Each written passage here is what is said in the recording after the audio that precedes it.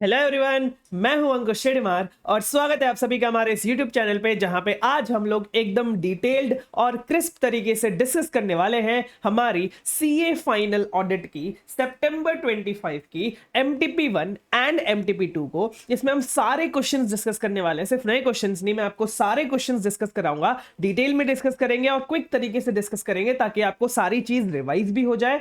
And साथ ही साथ यहाँ पे आपका ये जो पीडीएफ होगा जिसमें हमने बहुत अलग अलग चीजें मार्क करके रखी है, ये पीडीएफ आपको मिल जाएगा हमारे टेलीग्राम चैनल से। ये टेलीग्राम चैनल की लिंक आपको नीचे पिन कमेंट और डिस्क्रिप्शन में मिल जाएगी, उसको ज्वाइन करके रख लीजिएगा क्योंकि आपके लिए बहुत सारे अपडेट जो है वो आने वाले हैं सितंबर 25 अटेम्प्ट के लिए। एमटीपी 2 में तो 2 एमसीक्यूज गलत थे जो मैंने आईसीएसई से कंफर्म भी करवा लिए हैं। हो सकता है जब आप ये वीडियो देख रहे हो तब तक उन्होंने कॉरिजेंडम में निकाल दिया हो, तो आपको वो करेक्टेड एमसीक्यूज का ऑप्शन में आपको बताऊंगा कि क्यों आईसीएसई ने गलत, कैसे, कौन सा ऑप्शन आईसीएसई ने गलत चूज किया था एंड क्या सही ऑप्शन है, ये हम एमटीपी 2 में भी डिस्कस करेंगे। और नीचे टाइम स्टैम्प मैंने डाल दिया है एमटीपी 1 और एमटीपी 2 का, आपको जिस हिसाब से देखना हो देख सकते हैं। एंड अब हम शुरू करते हैं हमारी सबसे पहली MTP for CA final audit September 25 attempt. उसमें सबसे पहले हम लेवल की बात कर लेते हैं। तो आपका ये जो एमसीक्यूज इस एमटीपी में है वो थोड़े अच्छे लेवल के पूछे गए एमसीक्यूज, नए एमसीक्यूज पूछे गए, जैसा हम एक्सपेक्ट करते भी आईसीआई से कि वो नए नए एमसीक्यूज पूछता है आरटीपी में, एमटीपी में। एंड दूसरा डिस्क्रिप्टिव क्वेश्चन की बात करो तो बहुत एवरेज से डिस्क्रिप्टिव क्वेश्चन थे, मतलब मोस्टली आप मान लीजिए रिपीटेड ही थे, थोड़े बहुत जो है वो नए क्वेश्चन से और मतलब थोड़े बहुत हम करने लायक क्वेश्चन है, डुएबल क्वेश्चन है, हम उसको मैनेज कर सकते थे, वैसे टाइप ऑफ क्वेश्चन है। ये हमारे इस पर्टिकुलर एमटीपी का लेवल है। चलिए फटाफट तरीके से हम ये पूरी एमटीपी भी डिस्कस कर लेते हैं, सारे के सारे क्वेश्चंस। सबसे पहले ये बोल रहा है कि सर हमारी कंपनी पे हुआ है एक मालवेयर अटैक जिसमें उन्होंने एम्प्लॉय के स्मार्टफोन्स को टारगेट किया था। अब बताइए ये कौन सा साइबर अटैक है। अब अगर हम स्मार्टफोन्स को टारगेट कर रहे हैं, एक मालवेयर अटैक है, तो मालवेयर में कौन सा टाइप हो गया, ये मोबाइल मालवेयर की बात कर रहे हैं क्योंकि स्मार्टफोन को टारगेट किया जा रहा है, तो डायरेक्टली हम पता लगा सकते हैं तो मोबाइल मालवेयर है। यहां पे मैंने क्या किया है सर, यहां पे जिस पर्टिकुलर टॉपिक का वो क्वेश्चन है वो टॉपिक भी मैंने लिख दिया ताकि आपको ज्यादा क्लैरिटी रहे कि ये कौन से टॉपिक से क्वेश्चन पूछा गया था और इसको कैसे आंसर करना चाहिए।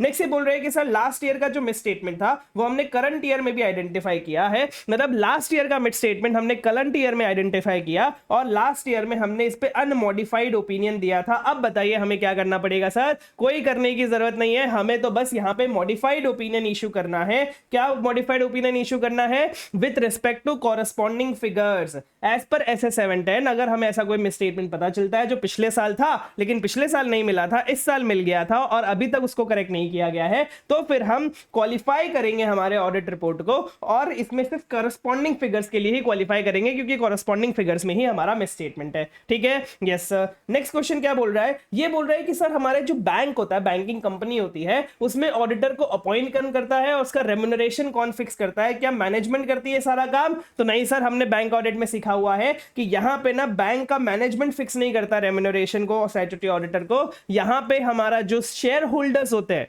जो हमारे कंपनी के मेंबर्स होते हैं, वो ये सारा काम करते हैं in the annual general meeting. तो वही चीज यहां पे बोली गई है कि भाई हमारा एक एजीएम में आपको ये रिजोल्यूशन पास करना पड़ेगा, फिर ही तुम स्टैट्यूटरी ऑडिटर्स का रेम्युनरेशन फिक्स कर सकते हो। ठीक है, यस सर। नेक्स्ट ये बोल रहा है सर जब हम सब्सटैंडिव प्रोसीजर्स कर रहे थे तो हमारी ऑडिट टीम ने नोटिस किया एक सिग्निफिकेंट इंक्रीज हुआ था sales during the last quarter से, कि लास्ट क्वार्टर में सेल्स थी, इस साल बहुत सिग्निफिकेंट इंक्रीज हो गया और इसका जो मेजर पोर्शन था इंक्रीज का 8 करोड़ रुपए का, वो हमने एक नए कस्टमर को सेल हुआ है, इसलिए वो सेल्स इंक्रीज हुआ है। नए कस्टमर का नाम क्या है sir, Tex Synergy Solutions Private Limited, जो 1 अक्टूबर 2024 में ही इनकॉर्पोरेट हुआ है, मतलब इसी साल इनकॉर्पोरेट हुई ये कंपनी है, उसी को हमने 8 करोड़ का माल बेच दिया। अब जब हम इंक्वायरीज कर रहे थे तब हमें पता चला कि अच्छा इस सेल्स का पेमेंट भी हमें रिसीव हो गया है 5 अप्रैल 2025 को, मतलब कि भाई आपके ईयर एंड के बाद 5 अप्रैल को हमें इसका पेमेंट भी मिल चुका है। सेल्स किया हमने 8 करोड़ का, उसका पेमेंट भी हमें मिल चुका है। अब क्या हुआ, जब हम फर्दर इन्वेस्टिगेशन कर रहे थे तो हमारी जो ऑडिट असिस्टेंट है उसको पता चला कि भाई ये जो टेक्स सिनर्जी है ना, जो हमारा नया कस्टमर आया है, इसका डायरेक्टर जो है वो हमारी कंपनी के सीएफओ के डॉटर का हस्बैंड है। मतलब हमारी जो कंपनी है, हम ऑडिट कर रहे हैं ये आईआरपीएल का।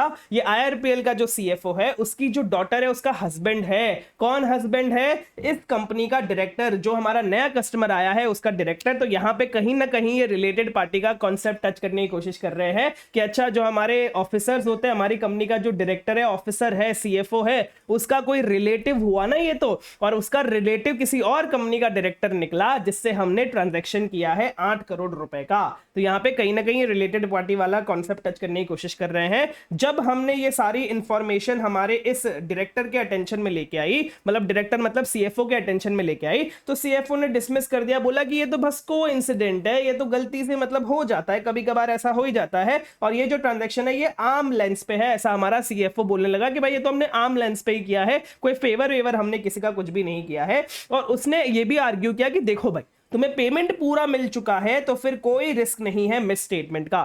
फिर हमने बोला ठीक है भाई, ये तो सीएफओ बोल रहा है, चलो एक बार मैनेजमेंट से जाके पूछ लेते हैं। तो मैनेजमेंट भी बोलता है कि हाँ भाई, ये रिलेशनशिप को हमें फाइनेंशियल स्टेटमेंट्स में डिस्क्लोज करने की जरूरत नहीं है, क्योंकि ये रिलेटेड पार्टी नहीं है, ऐसा हमें मैनेजमेंट बोल रहा है एज पर दी एप्लीकेबल फाइनेंशियल रिपोर्टिंग फ्रेमवर्क। और अगर हम कर भी देते हैं ऐसा डिस्क्लोजर तो इससे बहुत ज्यादा चीजें कॉम्प्लिकेट हो जाएगी, इसलिए हम अलग से डिस्क्लोज नहीं करने वाले हैं। और हमें ऐसा भी पता चला कि सर जो अप्रूवल चाहिए होता है रिजोल्यूशन पास करके, वो रिजोल्यूशन पास करके अप्रूवल भी मैनेजमेंट ने नहीं लिया है इस कॉन्ट्रैक्ट में एंटर करने से पहले। हमने बहुत लॉ में पढ़ा होगा आपने इंटर में कि भाई अगर आप कोई रिलेटेड पार्टी ट्रांजैक्शन करने जा रहे हो किसी डायरेक्टर के किसी रिलेटिव के साथ या फिर किसी भी चीज के साथ, तो फिर तुम्हें एक बार रिजोल्यूशन पास करके अप्रूवल लेना पड़ता है कि हाँ भाई हम ऐसा कोई रिलेटेड पार्टी ट्रांजैक्शन करने जा रहे हैं, लेकिन हमने वो अप्रूवल भी यहां पे नहीं लिया। अब सर क्वेश्चन क्या है? ये तो आपने पूरी महाभारत बता दी हमें, क्वेश्चन क्या है सर? क्वेश्चन तो बताइए। क्वेश्चन ये बोलने की कोशिश कर रहा है कि सर ये जो 8 करोड़ का सेल ट्रांजैक्शन हुआ है इस कंपनी के साथ, नए कस्टमर के साथ, और मैनेजमेंट जो आपको रिफ्यूज कर रहा है कि वो ये रिलेशनशिप नहीं डिस्क्लोज करेगा एंटिटी की, तो फिर हमें कैसे एसेस करना चाहिए इस मैटर को एज पर एसेट 240? एसेट 240 मतलब क्या? फ्रॉड। तो यहां पे हमें फ्रॉड की खुशबू आ रही है कि सर हो सकता है यहां पे कुछ तो धांधली चल रही हो, इसलिए मैनेजमेंट चाह रहा है कि हम वो फाइनेंशियल स्टेटमेंट्स में डिस्क्लोज नहीं करेंगे। और यहां पे डायरेक्टर का ही मतलब हमारे सीएफओ का ही कोई रिलेटिव दूसरी कंपनी में डायरेक्टर है, तो यहां पे कुछ तो हो सकता है ऐसे 240 के अकॉर्डिंग। तो ये बोल रहे हैं कि हम जो ऑडिटर हैं, सीए गौरव जो ऑडिटर है, उसको इस ट्रांजैक्शन को ऐसा मानना चाहिए कि यहां पे एक सिग्निफिकेंट रिस्क है मटेरियल मिस स्टेटमेंट का। हो सकता है कि यहां पे बहुत बड़ा मटेरियल मिस स्टेटमेंट हो और इसका इंप्लीकेशन हमें कंसीडर करना पड़ेगा ऑडिट के लिए, इंक्लूडिंग चेक करना पड़ेगा कि भाई मैनेजमेंट के रिप्रेजेंटेशंस की रिलायबिलिटी क्या है। रिगार्डलेस हमें ये फर्क नहीं पड़ता कि हाँ भाई सब्सिक्वेंटली आपको पेमेंट रिसीव हुआ नहीं हो, उससे फर्क नहीं पड़ता है। हमें तो बस ये चेक करना है कि भाई यहां पे सिग्निफिकेंट रिस्क हो सकता है मटेरियल मिसस्टेटमेंट का, क्योंकि ये ट्रांजैक्शन को आपने हमें बताया ही नहीं था, हमें पता चला कि ऐसा कोई ट्रांजैक्शन हुआ है। ठीक है, यस सर। चलिए नेक्स्ट बात करते हैं हम लोग। ये बोल रहे हैं कि सर अंडर पैरा 3(1) मतलब क्या होता है? पैरा 3 ऑफ कारो 2020 और 1 जो लिखा है दैट इज फर्स्ट क्लॉज की बात हो रही है, जो हमारा पीपी एंड इंटेंजिबल एसेट के लिए जो क्लॉज होता है। ये बोल रहे हैं कि हमारे पास ना एक अनडिस्पोज्ड रोबोटिक आर्म है। क्या है? अनडिस्पोज्ड रोबोटिक आर्म है। आप ऐसा मान लीजिए कि भाई कुछ तो हमारे पास प्लांट एंड मशीनरी है, पीपी है हमारे पास जो अनडिस्पोज्ड है, जिसकी रिटर्न डाउन वैल्यू अभी हमारी बुक्स में कितनी वैल्यू दिख रही है इसकी? 2.5 करोड़ की, जो हमें फिजिकली नहीं मिली। That was not physically located, मतलब हमें फिजिकली वो पीपी मिला ही नहीं। हम फिजिकल वेरिफिकेशन करते हैं क्लॉज 1 में, लेकिन वो फिजिकल वेरिफिकेशन करते टाइम हमें ये 2.5 करोड़ की एसेट दिखी ही नहीं। तो अब बताइए मेरी रिपोर्टिंग रिस्पॉन्सिबिलिटी क्या होगी? सिंपल है सर, क्लॉज 1 में रिपोर्टिंग कर देंगे कि फिजिकल वेरिफिकेशन में हमें एसेट मिला ही नहीं है। तो ये बोल रहे हैं कि हमें कारो रिपोर्ट में ये स्टेट करना पड़ेगा कि मटीरियल डिस्क्रिपेंसी हमने नोटिस करी है 2.5 करोड़ की during the physical verification of PPE, और इसको ये जो मटेरियल डिस्क्रिपेंसी है इसको प्रॉपर्ली डील भी नहीं किया गया है बुक्स ऑफ अकाउंट्स में, क्योंकि ये अभी तक ये ऐसे 2.5 करोड़ की हमारे बुक्स ऑफ अकाउंट्स में दिख रही है। ठीक है, यस सर। नेक्स्ट क्या बोल रहा है कि सर हमारा जो सीए गौरव है, सीए गौरव कौन है? हमारे यहाँ पे ऑडिटर है। तो ये बोल रहे हैं कि सर हमारा जो सीए गौरव है उसके जो पापा है ना, उन्होंने शेयर्स परचेज किया फेस वैल्यू 10 लाख का in the Autobots limited. Autobots limited मतलब आप मान लीजिए जिस कंपनी का मैं ऑडिट कर रहा हूं उस कंपनी के सब्सिडरी कंपनी में मेरे पापा ने, मैं ऑडिटर हूं, मेरे पापा ने फेस वैल्यू 10 लाख का शेयर्स परचेज किया है। अब बताइए इस पर्टिकुलर केस में क्या होगा? तो ये हमने अपने प्रोफेशनल एथिक्स वाले टॉपिक में पढ़ा हुआ है कि सर अगर हमारा कोई रिलेटिव कंपनी में डायरेक्टली या फिर इनडायरेक्टली या फिर उसके सब्सिडरी में, एसोसिएट में, होल्डिंग कंपनी में, उसके subsidiary of such holding company में कहीं पे भी अगर शेयर्स होल्ड करता है, हम तो 1 रुपए का भी होल्ड नहीं कर सकते, हमारा जो रिलेटिव है वो आप मान लीजिए 1 लाख रुपए तक का शेयर होल्ड कर सकता है, उससे ज्यादा अगर वो होल्ड करता है तो फिर हम डिस्क्वालीफाई हो जाएंगे। और यहाँ पे जो फेस वैल्यू है वो 10 लाख रुपए की है, तो यहाँ पे हम डिस्क्वालीफाई हो गए from the auditor of IRPL limited. ठीक है, ये बात आप ध्यान रखना, क्योंकि ये 1 लाख से ज्यादा के शेयर्स होल्ड करता है एंड अगर हम कंटिन्यू करते हैं तो हमें यहाँ पे प्रोफेशनल मिसकंडक्ट का गिल्टी माना जाएगा। अब यहाँ पे बच्चों का डाउट आ रहा था कि सर यहाँ पे ये वाला ऑप्शन क्यों नहीं टिक किया गया, क्योंकि बेटा हमारे कोर्स में नहीं दिया गया ना कि 60 डेज की लिमिट होती है, इसलिए हमने ये वाला ऑप्शन टिक नहीं किया। हम यही वाला ऑप्शन कंसिडर करके चलेंगे कि एक बार 1 लाख से ऊपर हो गया तो फिर यहाँ पे गिल्टी माना जाएगा प्रोफेशनल मिसकंडक्ट का, अगर आप कंटिन्यू करते हो तो। ठीक है, यस सर। नेक्स्ट ये बोल रहे हैं कि अब बताइए कौन सा टाइप ऑफ ऑडिट ओपिनियन हमारे ऑडिटर को एक्सप्रेस करना चाहिए जब उसे पता चल रहा है कि देखो भाई बहुत सारे अनरिजॉल्व्ड इश्यूज है। क्या अनरिजॉल्व्ड इश्यूज है? सबसे पहले तो वो 8 करोड़ वाला ट्रांजैक्शन जो मैंने आपको बताया कि भाई 8 करोड़ हमारा सेल्स ज्यादा दिख रहा है, जो कि नहीं दिखना चाहिए। हो सकता है भाई पेमेंट हमें मिल चुका हो, लेकिन इससे क्या फर्क पड़ता है, हो सकता है यहाँ पे significant risk of material misstatement हो। दूसरा, हमने जब फिजिकल वेरिफिकेशन किया तो हमें 2.5 करोड़ के एसेट ही नहीं मिल रहे। एंड तीसरा कि हमारे सब्सिडरी के क्वालिफाइड ओपिनियन है, आप ऐसा मान लीजिए कुछ तो इनकी सब्सिडरी होगी जिसमें कोई क्वालिफाइड ओपिनियन हमने इशू किया हुआ है। अब बताइए हमें कौन सा टाइप ऑफ ऑडिट ओपिनियन यहाँ पे इशू करना चाहिए। तो यहाँ पे अगर आप देखेंगे तो यहाँ पे मटेरियल तो है ही, उसके साथ साथ ये जो ट्रांजैक्शंस है ये सारे परवेसिव भी है। अब यहाँ पे ना अलग अलग चीजें दी गई हैं, जैसे क्वालिफाइड ओपिनियन दिया गया, डिस्क्लेमर ऑफ ओपिनियन तो देंगे ही नहीं, कभी कोई दिक्कत वाली बात नहीं, क्योंकि हमें तो एविडेंस मिल चुका है कि 8 करोड़ का ट्रांजैक्शन गलत है और दूसरा 2.5 करोड़ के एसेट्स नहीं मिल रहे और अनमॉडिफाइड ओपिनियन कैम डाल के भी नहीं दिया जा सकता। तो यहाँ पे एडवर्स ओपिनियन दिया जाएगा, क्योंकि इनका जो कलेक्टिव इंपैक्ट है हमारे आइडेंटिफाइड मिस स्टेटमेंट का वो मटेरियल भी है और परवेसिव भी है, क्योंकि हमारे सारे के सारे फाइनेंशियल स्टेटमेंट्स, पूरे के पूरे फाइनेंशियल स्टेटमेंट्स जो है वो मिसलीडिंग है। नेक्स्ट ये बोल रहे हैं कि सर अगर हमारा जो ऑडिटर है उसको ये सारी चीजें देनी थी, उसको तो एडवर्स ओपिनियन देना था, लेकिन वो ना मैनेजमेंट के प्रेशर में आ गया, वो मैनेजमेंट के प्रेशर में आ गया और उसने अनमॉडिफाइड ऑडिट रिपोर्ट दे दी, डिस्पाइट ये सारे हमारे जो गलत चीजें हैं, जैसे जो रेवेन्यू ट्रांजैक्शन हुआ है, जो हमारा 2.5 करोड़ का एसेट गलत दिख रहा है, फिजिकल वेरिफिकेशन में नहीं मिला है हमें। तो अगर उसने ये सारी चीजों के बावजूद भी अनमॉडिफाइड ओपिनियन दे दी, तो बताइए ये कौन से क्लॉज में गिल्टी माना जाएगा प्रोफेशनल मिसकंडक्ट के as per part 1 schedule 2। Part 1 schedule 2 में कौन कौन से क्लॉजेस में गिल्टी माना जाएगा? तो हमने क्या पढ़ा है सर, CCC's OMMG। तो यहां पे सबसे पहली चीज आ जाएगी हमारा clause number 5 that talks about CCCOM। Material fact इन्होंने डिस्क्लोज नहीं कर रखा कि देखो भाई आपका ये जो सेल्स है वो आपके उससे आया है, रिलेटेड पार्टी से आया है। मटेरियल मिस स्टेटमेंट, इसका नेक्स्ट क्लॉज जो आएगा material miss statement that talks about कि आपका जो फिजिकल वेरिफिकेशन में हमें वो एसेट मिला ही नहीं है। एंड तीसरा है आपका grossly negligent that you are grossly negligent, आपने ड्यू केयर के साथ अपना काम नहीं किया है और आपने मैनेजमेंट के प्रेशर में आके अनमॉडिफाइड ऑडिट रिपोर्ट दी थी जहां पे आपको एडवर्स ओपिनियन देना चाहिए था। ठीक है, यस सर। तो ये 3 क्लॉजेस आपके यहां पे लग जाएंगे, देख रहे हो ऐसे कैसे घुमा के आपको सारी चीजें रिलिंग करवा के पूछ रहा है। ठीक है, यस सर।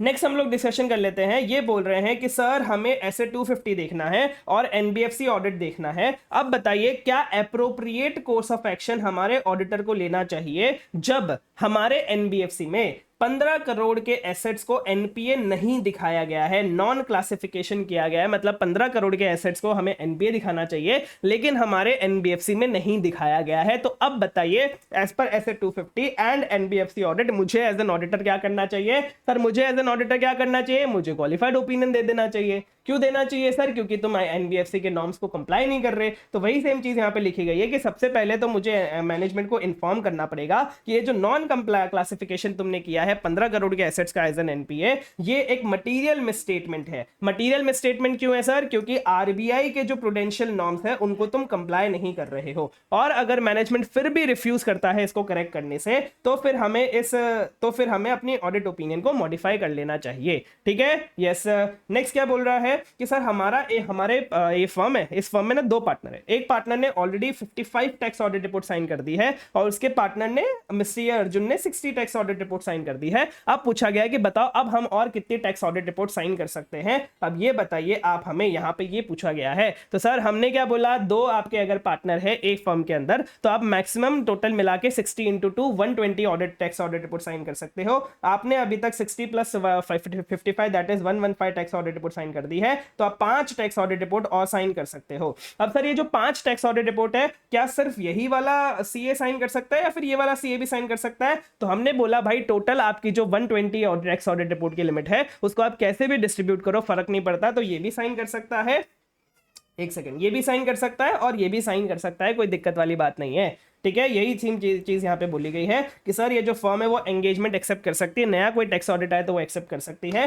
क्योंकि ये जो हमारी 60 टैक्स ऑडिट की लिमिट है वो हर एक पार्टनर पे इंडिविजुअली अप्लाई होती है, एंड उसके पास 5 more tax audit report sign करने की लिमिट है। अभी तक 5 और टैक्स ऑडिट रिपोर्ट आप साइन कर सकते हो टिल योर लिमिट ऑफ 120। ठीक है, यस सर।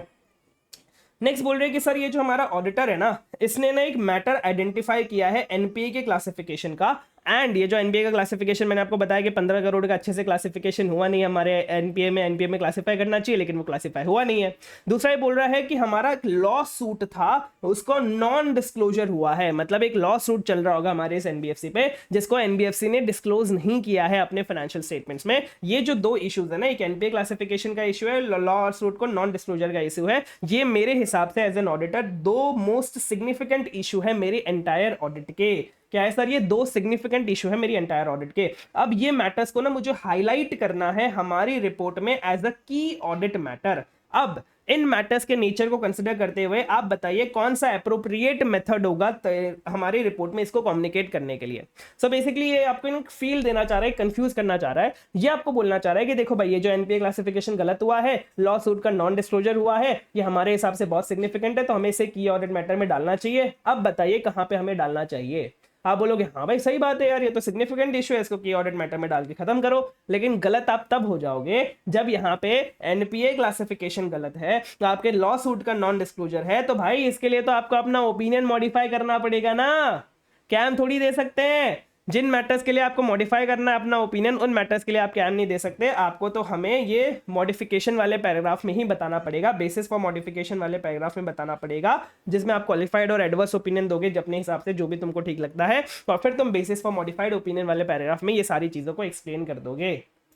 नेक्स्ट क्या बोल रहा है सर? नेक्स्ट ये बोल रहा है कि सर जो हमने ऊपर लॉ सूट की बात करी ना, उस लॉ सूट के लिए हमने इंक्वायरी तो ले ली मैनेजमेंट से। अब इस इंक्वायरी के बाद बताइए क्या ऑडिट प्रोसीजर्स मैं डिजाइन और परफॉर्म कर सकता हूं एज पर SF 501। सर हम क्या कर सकते हैं, इंक्वायरी अगर हमने कर ली मैनेजमेंट की और हम तब भी सेटिस्फाइड नहीं है, फिर हम एक्सटर्नल लीगल काउंसिल से डायरेक्टली कम्युनिकेट कर सकते हैं। यहाँ पे दो ऑप्शन में थोड़ा सा खेला गया है। ये बोल रहा है कि डायरेक्ट कम्युनिकेशन आप कर सकते हो एंटिटी के एक्सटर्नल लीगल काउंसिल के साथ, आप एक लेटर ऑफ इंक्वायरी करोगे। अब ये लेटर ऑफ इंक्वायरी बनाएगा कौन? मैनेजमेंट। भेजेगा कौन? ऑडिटर।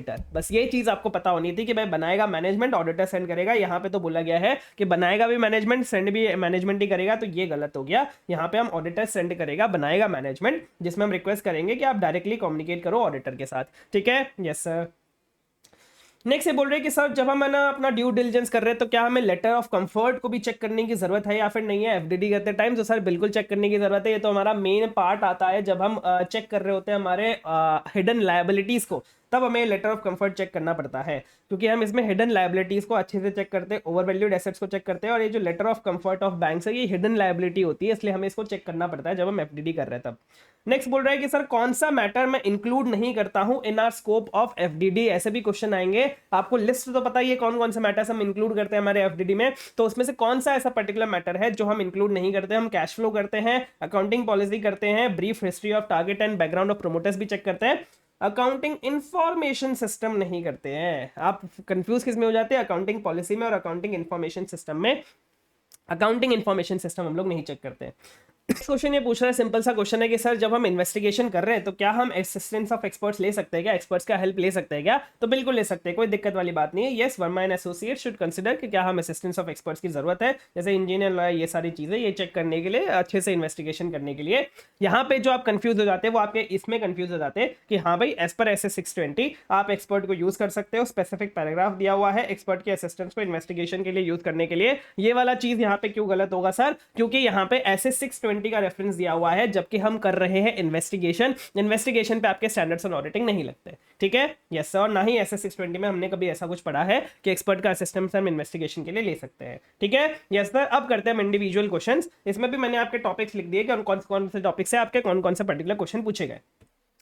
सबसे पहले हम बात करते हैं, यहाँ पे हमारे पास सीए अरविंद है जो स्टैट्यूटरी ऑडिटर है डिविनिटी टेक्नोलॉजीज प्राइवेट लिमिटेड का, जिसने नोटिस किया कि भाई हमारा एक मिस्टर कमलेश है जो हमारे मैनेजमेंट कर रहा है इन्वेस्टिगेशन ऑफ सस्पेक्टेड फ्रॉड का विद इन द ऑर्गेनाइजेशन, कि हाँ भाई यहाँ पे इस ऑर्गेनाइजेशन में कोई सस्पेक्टेड फ्रॉड है, उसका हम इन्वेस्टिगेशन कर रहे हैं। कौन इन्वेस्टिगेशन कर रहा है? मिस्टर कमलेश इन्वेस्टिगेशन कर रहा है। तो हम स्टैट्यूटरी ऑडिटर थे, हमने बोला कंपनी को कि आप मुझे रिपोर्ट दे दीजिए, ये जो इन्वेस्टिगेशन हुई है उसकी आप मुझे रिपोर्ट दे दीजिए, मुझे समझना पड़ेगा ना क्या आपको सस्पेक्टेड फ्रॉड मिला कि नहीं मिला, कितना मिला, कैसे मिला, ये सारी चीजें मुझे देखनी पड़ेगी। तो आप प्लीज मुझे दे दीजिए और उस पर फिर मुझे प्रोसीजर्स भी परफॉर्म करने पड़ेंगे और मेरी रिपोर्टिंग रिस्पॉन्सिबिलिटीज भी चेक करनी पड़ेंगी।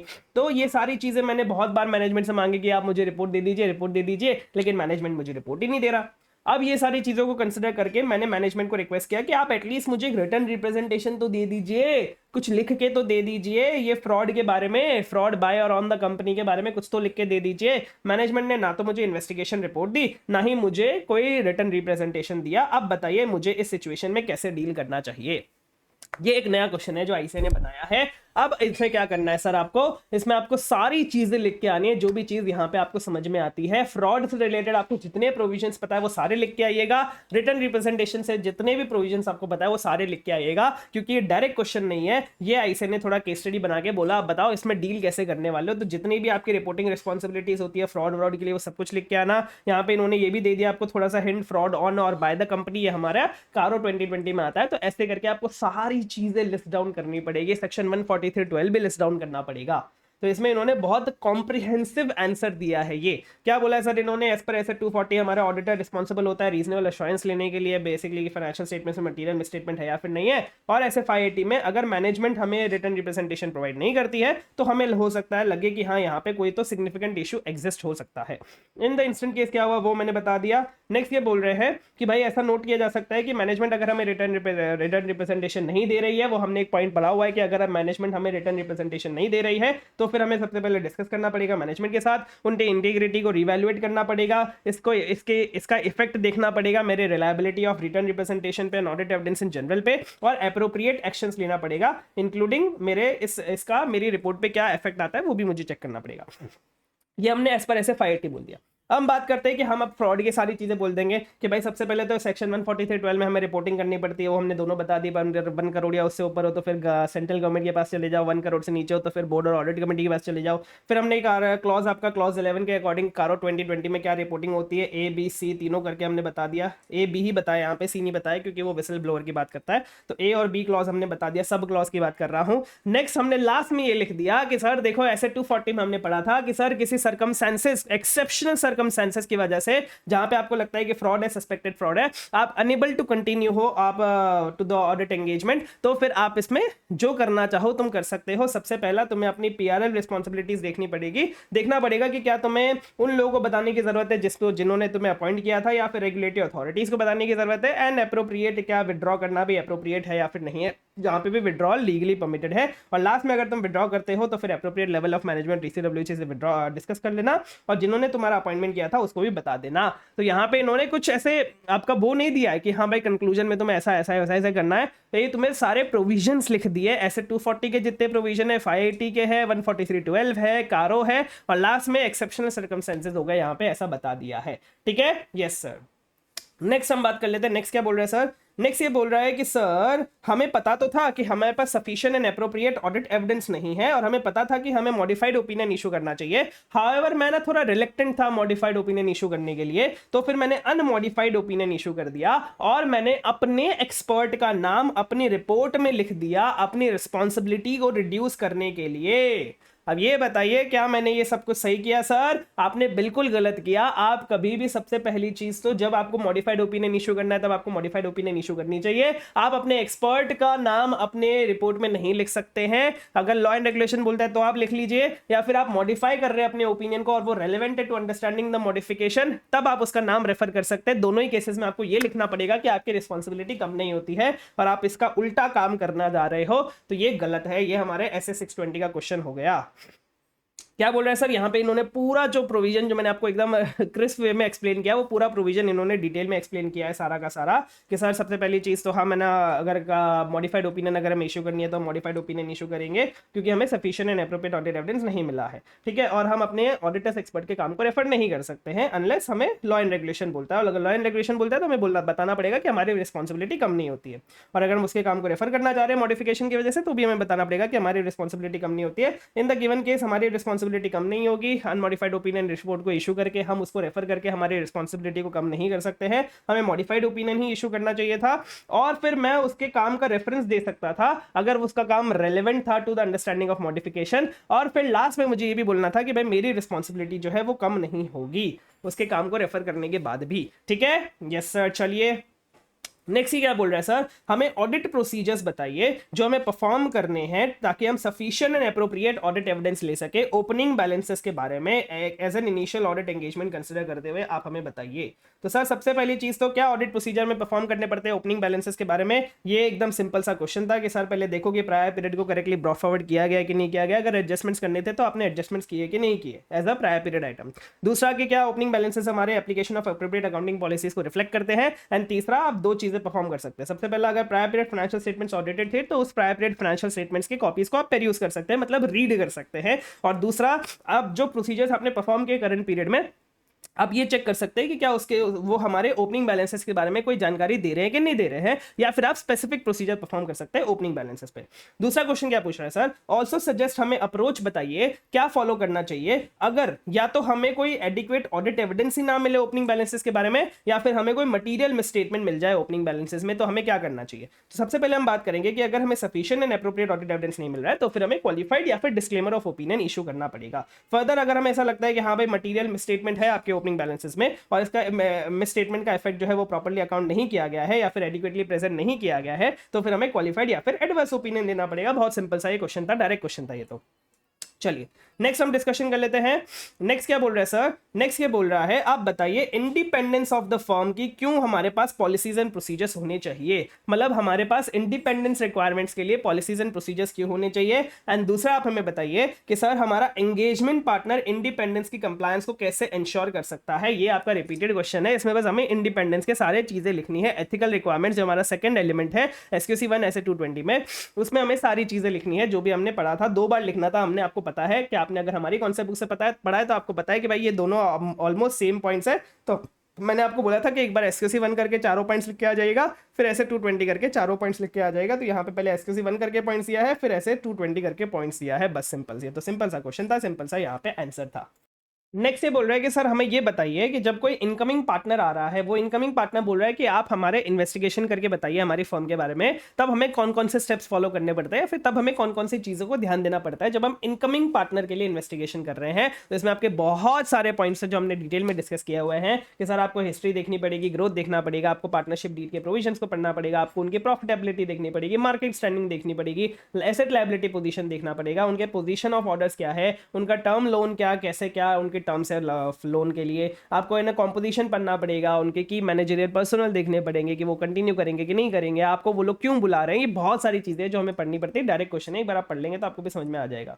नेक्स्ट एक नया क्वेश्चन पूछा है टाइम पास से वैसे तो प्रोफेशनल एथिक्स का। ये बोल रहे हैं कि क्या हम ट्रेडमार्क अटॉर्नी बन सकते हैं before the registrar of trademarks. तो हम भाई ट्रेडमार्क अटॉर्नी नहीं बन सकते, हमने पढ़ा हुआ है, हमारे एथिकल स्टैंडर्ड बोर्ड के डिसीजन में बोला गया है कि हम ट्रेडमार्क या फिर पेटेंट अटॉर्नी नहीं बन सकते। हाउएवर हमें कोई प्रोफेशनल एडवाइस देनी हो, आप एडवाइस देने वाला काम कर सकते हैं, आप मेहनत ऐसा गधा मजदूरी नहीं कर सकते।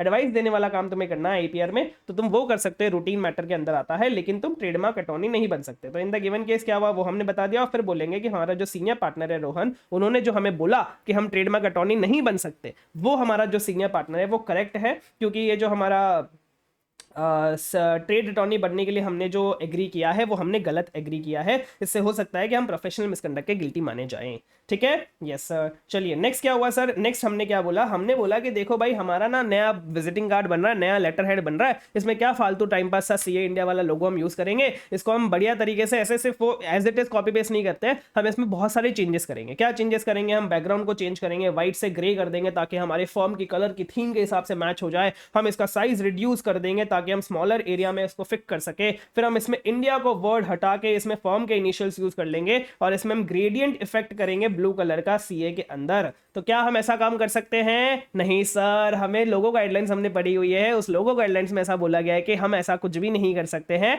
हमें एज इट इज उस सीए इंडिया के लोगो को हमारे स्टेशनरीज पे यूज करना पड़ेगा।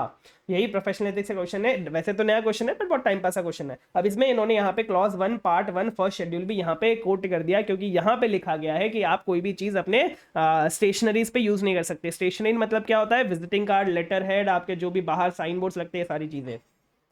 तो ये बोल रहा है कि सर आपको गिल्टी माना जाएगा अगर आप एडवर्टाइज करते हो अपने प्रोफेशनल अटेनमेंट सर्विसेज को, या फिर कोई और डेजिग्नेशन भी यूज करते हो, या फिर आप अपने मतलब अदर देन अपने प्रोफेशनल डॉक्यूमेंट्स, विजिटिंग कार्ड्स, ये सारी चीज़ों पे, तो फिर आपको ये सारी चीज़ें पे गिल्टी माना जाएगा क्लॉज 1 पार्ट 1 फर्स्ट शेड्यूल में। तो ये बात ध्यान रखिएगा, जब भी लोगों का क्वेश्चन आ रहा है तो आपको क्लॉज 7 भी कोट करके आना है। फिर यहाँ पे आते हैं हम लोगो गाइडलाइंस में। लोगो गाइडलाइंस हमारे चैप्टर नंबर 16 में दिया गया है। इस 16 में बोला गया है कि आप कोई भी अल्ट्रेशन नहीं कर सकते फॉन्ट का, आप कोई भी डिजाइन कलर चेंज नहीं कर सकते, आप कोई भी रोटेट टिल्ट नहीं कर सकते लोगों को, आप लोगों को कभी भी श्रंक मतलब छोटा नहीं कर सकते या फिर डिस्टॉर्ट नहीं कर सकते, ओरिजिनल प्रोपोर्शन को चेंज नहीं कर सकते हो। इन द गिवन केस ये सारा काम इसने किया है, तो यहाँ पे सीए रमेश को गिल्टी माना जाएगा प्रोफेशनल मिसकंडक्ट का। ठीक है, यस सर। चलिए नेक्स्ट क्या बोल रहा है सर? नेक्स्ट ये बोल रहा है कि आपको बोला गया है कि आपको प्रोफेशनल प्रोजेक्टेड फाइनेंशियल स्टेटमेंट्स पे एश्योरेंस देना है। मतलब ये एसए 3400 का क्वेश्चन है। यहाँ पे बोला गया है कि उस एंगेजमेंट को एक्सेप्ट करने से पहले आप क्या क्या फैक्टर्स कंसिडर करोगे, एंड साथ ही हमें ये बताओ कौन से ऐसे सर्कमस्टेंसेज है जब आप इस एंगेजमेंट को एक्सेप्ट नहीं करोगे या फिर आप विड्रॉ कर लोगे।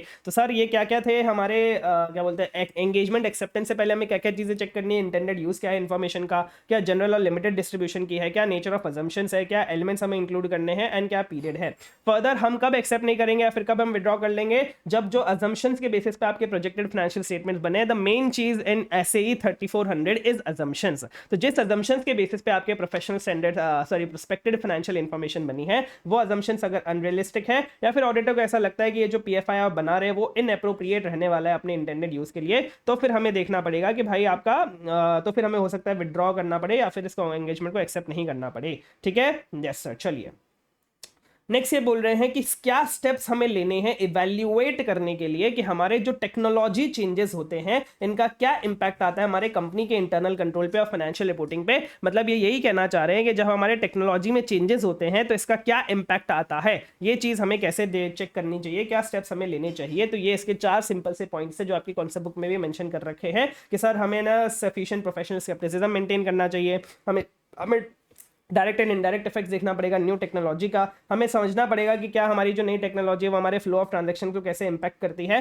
और लास्ट में हमें एप्रोप्रिएटनेस देखना पड़ेगा मैनेजमेंट के प्रोसेसेस का, ताकि वो एक कंट्रोल को सिलेक्ट, डेवलप, ऑपरेट, मेंटेन कैसे करते हैं। सिंपल सा डायरेक्ट क्वेश्चन है, तो आपका डिजिटल ऑडिट का नया क्वेश्चन है जो आईसी ने पहले टेस्ट नहीं कर रखा है। चलिए नेक्स्ट हम बात करते हैं आपके 4A में। 4A में यहाँ पे क्या बोला गया, ये भी आपका क्या बोलते हैं रिपीटेड क्वेश्चन है। यहाँ पे ये बोला गया है कि CS सूरज जो है, यहाँ पे एक सेकेंड, ये बोल रहा है कि सर ये सीए सुदीप है, ये न्यूली क्वालिफाइड चार्टर्ड अकाउंटेंट, ठीक है, इसके पापा की कंपनी है, उस पापा की कंपनी का कोई स्टैट्यूटरी ऑडिटर है जिसका नाम है सीए सूरज। ये सुदीप बोलता है कि यार मैं डायरेक्टली अपनी प्रैक्टिस खोलूंगा, इससे अच्छा सुदीप सूरज तो एक काम कर, तू तेरे अंदर मुझे काम करवा ले, मेरे को थोड़ा एक्सपीरियंस लेने दे, फिर मैं खुद की प्रैक्टिस खोलूंगा। तो सीए सूरज मान जाता है कि हाँ भाई ठीक है यार, क्या बात है, कोई दिक्कत वाली बात नहीं है। तो सीए सूरज ने सीए सुदीप को अलाउ कर दिया कि तू भाई मेरे ऑफिस में बैठ जाना 6 महीने के लिए, मैंने तेरे को स्मॉल चेंबर भी अपॉइंट कर दिया है। वो है ना जो सीए सुदीप है वो है ना टैक्स कंसल्टेंसी प्रोवाइड कर रहा है इंडिपेंडेंटली हमारे फर्म के क्लाइंट को, उसने ना कुछ आईटी और जीएसटी रिटर्न्स भी फाइल कर रखे हैं, और वो टैक्स रिप्रेजेंटेशंस भी दे रहा है टैक्स अथॉरिटीज को on behalf of the firm, जिसमें उसने कोई भी डॉक्यूमेंट्स जो है वो साइन वाइन नहीं किए थे। इसको ना तो हम कोई सैलरी दे रहे हैं, ना कोई शेयर ऑफ प्रॉफिट और कमीशन दे रहे हैं, लेकिन हम बस रीइंवेस्टमेंट दे रहे हैं उसको यूजुअल एक्सपेंसेस का। फिर जैसे ही इसका टेन्योर खत्म हो गया तो हमने out of gratitude, out of gratification हमने इसको 4 लाख रुपए दे दिए कि जा भाई तूने जो इतना काम किया है इसके लिए तू 4 लाख पकड़ ले। अब यहाँ पे बताइए कौन सा क्लॉज में गिल्टी माना जाएगा? सर हमने पढ़ा था अपने क्लॉज 1 पार्ट 1 फर्स्ट शेड्यूल में कि सर आपका या तो वो पार्टनर होना चाहिए या तो वो एम्प्लॉय होना चाहिए, एंड एक सीए इन प्रैक्टिस होना चाहिए जिसको तुम अपना नाम यूज करने के लिए अलाउ कर सकते हो। यहाँ पे वो तुम्हारे फर्म के बिहाफ पे काम कर रहा है, लेकिन ना ही तो वो तुम्हारा पार्टनर है ना ही वो तुम्हारा एम्प्लॉय है, तो यहाँ पे तुम गिल्टी माने जाओगे क्लॉज 1 पार्ट 1 फर्स्ट शेड्यूल में। तो क्लॉज 1 पार्ट 1 फर्स्ट शेड्यूल हमने एक्सप्लेन कर दिया। फिर बोला कि ये जो क्लॉज है ये इसको सेफगार्ड करना है पब्लिक अगेंस्ट अनक्वालिफाइड अकाउंटेंट्स की, भाई अनक्वालिफाइड जो अकाउंटेंट्स है वो सारा काम ना कर रहे हो चार्टर्ड अकाउंटेंट के बेसिस पे बिहाफ पे, इसलिए उसको इसलिए उनके अगेंस्ट सेफगार्ड करने के लिए हमने एक क्लॉज लेके आए थे। इन द इंस्टेंट केस क्या हुआ वो हमने बता दिया। तो इसमें बोला जाएगा सीए सूरज को गिल्टी माना जाएगा प्रोफेशनल मिसकंडक्ट का, इस पर क्लॉज 1 पार्ट 1 फर्स्ट शेड्यूल। ठीक है, यस सर। अब एक बढ़िया सा क्वेश्चन आईसीए ने पूछा है, मजा आ गया मेरे को तो क्वेश्चन देख के। एक नए कॉन्सेप्ट पे क्वेश्चन पूछा गया। एसडीजी में हम यूजुअली एक्सपेक्ट करते हैं कि हाँ भाई वो 6 सीरीज में से पूछेंगे या फिर आपका 9 प्रिंसिपल्स में से पूछेंगे, लेकिन इन्होंने एक छोटे से टॉपिक में से पूछा है जो हम बीआरएसआर में एक छोटा सा टॉपिक पढ़ते हैं कि 3 टाइप के आपके डिस्क्लोजर्स होते हैं। एक होता है जनरल डिस्क्लोजर्स, एक होता है मैनेजमेंट वाइज डिस्क्लोजर और एक होता है प्रिंसिपल वाइज परफॉर्मेंस डिस्क्लोजर्स। तो यहाँ पे इन्होंने ये 3 डिस्क्लोजर्स के ऊपर आपका क्वेश्चन पूछा है, जो बहुत बढ़िया क्वेश्चन यहाँ पे पूछा गया है इसी ने। ये बोल रहा है कि देखो भाई XYZ लिमिटेड लिस्टेड कंपनी है, ठीक है, जो अपने एनुअल रिपोर्ट बना रही है फॉर द फाइनेंशियल ईयर 24-25। अब कंपनी के ऑपरेशंस में बहुत सारे कंट्रीज में है और उसने इंप्लीमेंट किया है अपने पॉलिसीज को। अब ये जो इंप्लीमेंट किया है पॉलिसीज को, ये अपने एथिक्स पे किया है, डाइवर्सिटी पे किया है, एनवायरमेंट सस्टेनेबिलिटी पे किया है। मैनेजमेंट ने भी स्टेप्स लिए हैं ताकि अपनी रिपोर्टिंग को NGRBC के अकॉर्डिंग अलाइन किया जा सके, मतलब वो बेसिकली प्रिंसिपल्स के अकॉर्डिंग अलाइन किया जा सके। अब यहाँ पे आपका नया क्वेश्चन, मतलब अच्छा क्वेश्चन शुरू होता है। ये बोल रहे हैं कि एज पार्ट ऑफ अपना BRSR सबमिशन हमने अपनी इंफॉर्मेशन प्रोवाइड करी है वर्कफोर्स स्ट्रेंथ के बारे में, जेंडर डाइवर्सिटी के बारे में, नंबर ऑफ सब्सिडरीज के बारे में, एंड पॉलिसीज हमने बताई है। किस बारे में पॉलिसीज बताई है? ह्यूमन राइट्स की। हमने डिस्क्लोज किया है डेटा, हमारे एनर्जी कंजम्पशन का डेटा डिस्क्लोज किया है, कार्बन के एमिशंस का डेटा डिस्क्लोज किया है, and the number of employees जो हमने ट्रेन किए हैं सस्टेनेबिलिटी प्रैक्टिसेस के लिए, उसका डेटा हमने डिस्क्लोज किया। हाउएवर हमने अपने लाइफ साइकिल असेसमेंट्स को इंक्लूड नहीं कर रखा है, हमने अपने बायोडाइवर्सिटी की डिटेल्स को इंक्लूड नहीं कर रखा है, और हमने मतलब यही 2 चीज, बायोडाइवर्सिटी कंजर्वेशन इनिशिएटिव्स को हमने डिस्क्लोज नहीं कर रखा। अब बताइए, आइडेंटिफाई कीजिए कौन से सेक्शन ऑफ BRSR रिपोर्टिंग में कवर किया है XYZ लिमिटेड ने based on the disclosures mentioned above. Also comment कीजिए कि क्या उसने मिनिमम मैंडेटरी डिस्क्लोजर्स को कंप्लाई किया है कि नहीं किया है। मतलब वो जो हमारे 2 इंडिकेटर्स थे, एक एसेंशियल इंडिकेटर्स था जो मैंडेटरी होता था, एक लीडरशिप इंडिकेटर था जो ऑप्शनल होता था, तो इसने क्या एटलीस्ट हमारे मैंडेटरी इंडिकेटर्स, एसेंशियल इंडिकेटर्स को डिस्क्लोज किया है कि नहीं किया है, वो हमें चेक करके यहाँ पे बताना है। तो यहाँ पे सर ये एक अच्छा क्वेश्चन है जो ऐसे ने पूछा है। यहाँ पे आप देखेंगे तो यहाँ पे हमारे पास 3 सेक्शन होते थे। सबसे पहला होता था सेक्शन ए जनरल डिस्क्लोजर्स के लिए, सेक्शन बी होता था मैनेजमेंट प्रोसेस एंड डिस्क्लोजर्स के लिए, और सेक्शन सी होता था हमारा प्रिंसिपल वाइज परफॉर्मेंस डिस्क्लोजर के लिए। और इसके नीचे फिर आपके 9 प्रिंसिपल्स शुरू होते थे आपकी कॉन्सेप्ट बुक में आप देखेंगे तो ये जनरल डिस्क्लोजर्स में क्या क्या चीजें आती है सर? इसमें लिस्टेड कंपनी की सारी चीजें आ जाती है, जैसे उसके products, services, operations, employ related details क्या है, उसके होल्डिंग, सब्सिडी, एसोसिएट कंपनी की डिटेल्स क्या है। दूसरा आपके सेक्शन बी में मैनेजमेंट प्रोसेस डिस्क्लोजर में क्या आता है सर? पॉलिसी आती है आपकी, क्या पॉलिसी है, मैनेजमेंट के क्या प्रोसेसेस है, गवर्नेंस, लीडरशिप और ओवरसाइट, ये सारी चीजें आपके मैनेजमेंट प्रोसेसेस में आती है। सर ये प्रिंसिपल वाइज परफॉर्मेंस डिस्क्लोजर जो है वो आपका मेन है। इसमें बोला गया है कि सर हमें 9 प्रिंसिपल्स के हिसाब से हमें डिस्क्लोजर्स देने पड़ते हैं। अलग अलग प्रिंसिपल में हमारे एक कुछ एसेंशियल इंडिकेटर्स होते हैं, कुछ मैंडेटरी डिस्क्लोजर्स होते हैं, कुछ ऑप्शनल डिस्क्लोजर्स होते हैं। एसेंशियल इंडिकेटर मैंडेटरी डिस्क्लोजर्स, जिसमें हमें क्या क्या चीजें इंक्लूड होगी, इसमें जो भी हमने डेटा दिया आपको ट्रेनिंग प्रोग्राम्स का, एनवायरमेंटल डेटा दिया हमारे energy, emissions, water, waste management का, ये सारी चीजें आपके एसेंशियल इंडिकेटर्स में आती है। लीडरशिप इंडिकेटर्स में क्या आता है सर? हमारे लाइफ साइकिल असेसमेंट्स आता है, हमारे कंफ्लिक्ट मैनेजमेंट पॉलिसी के डिटेल्स आते हैं, हमारे एडिशनल डेटा ऑन बायोडाइवर्सिटी आता है, एनर्जी कंजम्पशन आता है, सप्लाई चेन मैनेजमेंट आता है। मतलब वो सारी चीजें जिनको निकालने में या फिर जिनका काम करने में हमें एफर्ट्स ज्यादा लगेंगे वो हमारे लीडरशिप इंडिकेटर में आते हैं, और जिसमें थोड़े एफर्ट्स कम लगते हैं वो हमारे सारे एसेंशियल इंडिकेटर्स में आते हैं। अब इन द गिवन सिचुएशन क्या, वो हमने बता दिया कि sir in the given situation ये सारी चीजें हुई है। इन द गिवन सिचुएशन में आपने जो अपना वर्कफोर्स स्ट्रेंथ बताया, जेंडर डाइवर्सिटी बताया, नंबर ऑफ सब्सिडरीज बताया, ये आपके सेक्शन ए के अंदर आता है, जनरल डिस्क्लोजर्स के अंदर आता है। बात ध्यान रखना, ये तीनों चीजें आपके जनरल डिस्क्लोजर्स में आती है। दूसरा जो आपने डिस्क्लोजर दिया ना अपनी पॉलिसीज ऑन एथिक्स का, डाइवर्सिटी का, ह्यूमन राइट्स का, एनवायरमेंटल सस्टेनेबिलिटी इनिशिएटिव्स का, ये सारा आपके गवर्नेंस एंड पॉलिसी फॉर्मुलेशन में आता है। मतलब ये आपका सेक्शन बी में आता है, मैनेजमेंट प्रोसेस एंड डिस्क्लोजर में। एंड फर्दर आपने डिस्क्लोज किया है data on energy consumption, carbon emissions और sustainability reporting training for employees. ये 3 चीजें आपने डिस्क्लोज करी है जो आपके मैंडेटरी एसेंशियल इंडिकेटर्स के अंदर आती है section C principle wise performance disclosures में। मतलब हमने तीनों को आपको बता दिया बाइफरकेट करके कि अच्छा सेक्शन ए में ये सारी चीजें आपने डिस्क्लोज करी, सेक्शन बी में ये सारी चीजें आपने डिस्क्लोज करी, और सेक्शन सी के अकॉर्डिंग आपने ये सारी चीजें डिस्क्लोज करी है। डेटा है, ज्यादा मेहनत नहीं लगती है, कार्बन एमिशंस कितने हुए वो बताने में ज्यादा मेहनत नहीं लगती है, एंड आपने जो भी ट्रेनिंग किया एम्प्लॉयज का वो बताने में ज्यादा मेहनत नहीं लगती। तो ये सारे आपके क्या बोलते हैं एसेंशियल इंडिकेटर्स है। अब हम चेक करेंगे कि क्या आपने मिनिमम डिस्क्लोजर्स किए हैं कि नहीं किए हैं। यहां पे हमने क्या एनवायरमेंटल डेटा बता दिया, एम्प्लॉय ट्रेनिंग और पॉलिसी रिलेटेड डिस्क्लोजर सब कुछ देना था वो दे दिया। हाउएवर हमने दो चीजें डिस्क्लोज नहीं कर सकी। वो दो चीजें हमने कौन सी डिस्क्लोज नहीं करी है, एक तो लाइफ साइकिल का असेसमेंट, हमारा detail of biodiversity conservation initiative, और ये जो दो चीजें हमने डिस्क्लोज नहीं करी है ये आपके लीडरशिप इंडिकेटर के अंदर आता है, क्योंकि ये मेहनत वाले काम होते हैं। तो ये लीडरशिप इंडिकेटर्स के अंदर आता है, और क्योंकि ये जो लीडरशिप इंडिकेटर्स होते हैं वो ऑप्शनल होते हैं, जो आपने डिस्क्लोज नहीं किए तो चलेगा, कोई दिक्कत वाली बात नहीं है। तो इसका मतलब आपने मैंडेटरी बीएसआर रिक्वायरमेंट्स के साथ कंप्लाई किया है, आपने वायलेशन नहीं किया है। तो यहां पे हम क्या करने कंक्लूड करेंगे लास्ट में जाके कि XYZ लिमिटेड ने हमारे मिनिमम मैंडेटरी डिस्क्लोजर्स जो हमारे बीएसआर के अंदर रिक्वायर्ड होते हैं उनको कंप्लाई किया है। क्योंकि जो दो चीजें मैंने डिस्क्लोज नहीं कर रखी वो तो वैसे ही ऑप्शनल डिस्क्लोजर्स में थी, वो तो मुझे डिस्क्लोज करनी थी नहीं करनी थी मेरी मर्जी थी, और मैंने नहीं करी तो चलेगा, कोई दिक्कत वाली बात नहीं है। ठीक है, यस सर। चलिए नेक्स्ट क्या है, डायरेक्ट क्वेश्चन है कि सर हमारा मैनेजमेंट अगर हमारे लिमिटेशन इंपोज कर देता है हमारे स्कोप ऑफ ओपिनियन पे, तो फिर हमें क्या एक्शंस लेने चाहिए as an auditor in response to the limitation. तो ये तो हमने डायरेक्टली आपके SS 705 में पढ़ रखा है कि अगर मैनेजमेंट इंपोज लिमिटेशन है after the auditor has accepted the audit engagement, तो फिर मुझे देखना पड़ेगा कि क्या मुझे क्वालिफाइड या फिर डिस्क्लेमर ऑफ ओपिनियन इशू करने की जरूरत है। सबसे पहले तो मुझे मैनेजमेंट को रिक्वेस्ट करना पड़ेगा कि प्लीज आप इस लिमिटेशन को रिमूव कर दीजिए। अगर मैनेजमेंट रिफ्यूज करता है लिमिटेशन को रिमूव करने से, तो फिर हम उनके पापा के पास चले जाएंगे, TCWG के पास चले जाएंगे, unless all of the TCWG are involved in managing the entity. ठीक है, और डिटरमाइन करेंगे कि क्या अल्टरनेटिव प्रोसीजर्स करना पॉसिबल है या फिर नहीं है। अगर मैं sufficient and appropriate audit evidence नहीं ले पा रहा हूं अल्टरनेटिव प्रोसीजर्स करके भी, तो और मुझे ऐसा लगता है कि जो पॉसिबल इफेक्ट्स है वो मटीरियल है लेकिन परवेसिव नहीं है, तो मैं क्वालिफाइड ओपिनियन दूंगा। मुझे लगता है कि मटीरियल भी है परवेसिव भी है, तो मैं सबसे पहले तो विड्रॉ करने की कोशिश करूंगा अगर लॉ एंड रेगुलेशन अलाउ करता है। अगर नहीं अलाउ करता तो फिर मैं डिस्क्लेमर ऑफ ओपिनियन दे दूंगा। ठीक है, यस सर। अगर मैं विड्रॉ करता हूं तो फिर बिफोर विड्रॉइंग मुझे डिस्कस करना पड़ेगा TCWG के साथ जो भी मैटर्स मैंने आइडेंटिफाई किए थे ड्यूरिंग द ऑडिट, जिसकी वजह से हो सकता है मुझे मॉडिफिकेशन ऑफ ओपिनियन करना पड़ सकता था।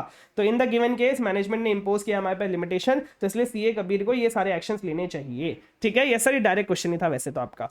नेक्स्ट हम बात करते हैं आपके क्वेश्चन नंबर 5 है कि यहाँ पे बोला गया internal control system credit card operations के बारे में क्या क्या चीजें हम चेक करने पड़ेंगे या फिर क्या क्या इंटरनल कंट्रोल्स होना चाहिए क्रेडिट कार्ड के ऊपर। ये तो बहुत सिंपल सा है। सबसे पहले इफेक्टिव स्क्रीनिंग करेंगे एप्लीकेशन की, स्ट्रिक्ट कंट्रोल रखेंगे स्टोरेज और इश्यू ऑफ कार्ड्स के ऊपर। फिर हमें एक सिस्टम होना चाहिए जहाँ पे मर्चेंट कंफर्म करेगा status of unutilised limit before accepting the card. फिर जैसे ही उसने एक्सेप्ट किया कार्ड को वैसे ही वो प्रॉम्प्ट रिपोर्टिंग कर देगा। रीइंबर्समेंट जो हम करने वाले हैं उसको हम पहले वेरिफिकेशन करेंगे, फिर रीइंबर्समेंट करेंगे। जैसे ही रीइंबर्समेंट कर दिया वैसे ही कस्टमर अकाउंट को चार्ज कर लेंगे। मतलब ये बहुत सारी चीजें जो हमने ऑलरेडी डिस्कस कर रखी है आपके बैंक ऑडिट में, वही सेम चीज पूछी गई है।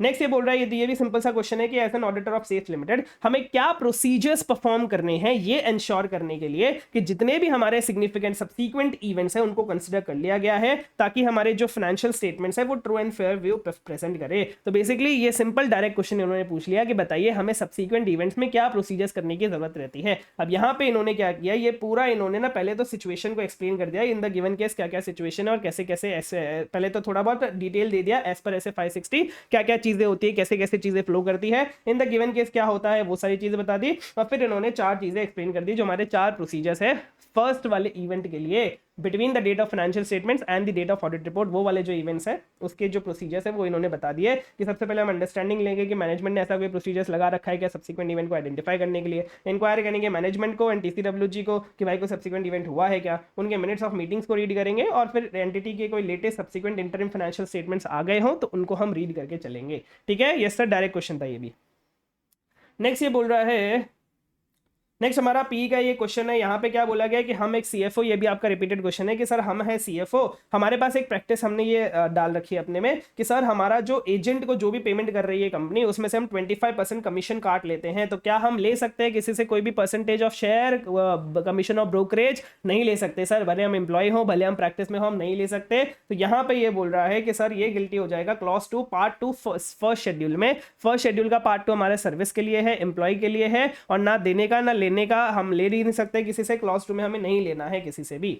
ठीक है, यस सर, तो हम गिल्टी माने जाएंगे प्रोफेशनल मिसकंडक्ट के अगर हम किसी से भी ले लेते हैं तो। अब यहाँ पे ऑब्जेक्टिव क्या है सर, ताकि हम हाईएस्ट लेवल ऑफ एथिक्स को मेंटेन करके चले, ये हमारा ऑब्जेक्टिव है, इसलिए हमने ये क्लॉज लेके आया। इन द गिवन केस क्या वो हमने बता दिया और फिर बोला कि यहाँ पे हम गिल्टी माने जाएंगे प्रोफेशनल मिसकंडक्ट के क्लॉज 2 पार्ट 2 फर्स्ट शेड्यूल में। ठीक है, यस सर। चलिए अब हम बात करते हैं आपके नेक्स्ट क्वेश्चन नंबर 6A से।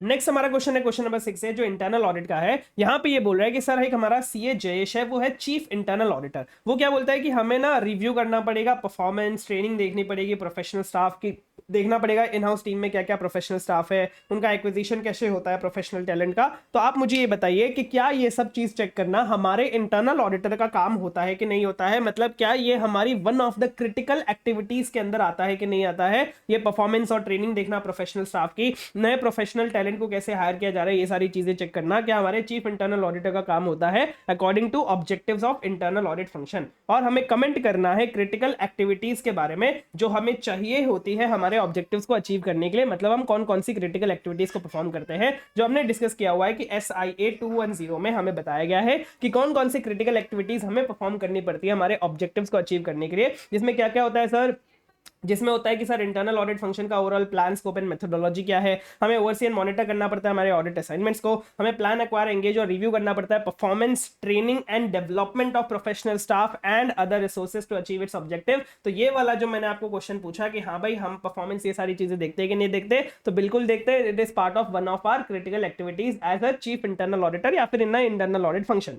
नेक्स्ट ये बोल रहे हैं कि हमें आइडेंटिफाई करना है, सोर्स करना है, एंगेज करना है एक्सटर्नल एक्सपर्ट्स को, हमें ऑल की स्टेक होल्डर्स के साथ कम्युनिकेट करना है, उनको एंगेज करना है और लास्ट में डेवलप करना है, मेंटेन करना है क्वालिटी एजुकेशन, क्वालिटी इवैल्यूएशन। ये क्या बोल रहे हैं, देयरफॉर जो मैंने यहाँ पे आपको क्वेश्चन पूछा परफॉर्मेंस ट्रेनिंग और डेवलपमेंट हमें देखना होता है कि नहीं देखना होता है, सर बिल्कुल देखना होता है। ये हमारे क्रिटिकल एक्टिविटीज का पार्ट है। अगर हम ये क्रिटिकल एक्टिविटी परफॉर्म नहीं कर रहे तो फिर हम अपने ऑब्जेक्टिव्स को अचीव नहीं कर पाएंगे। ठीक है, यस सर।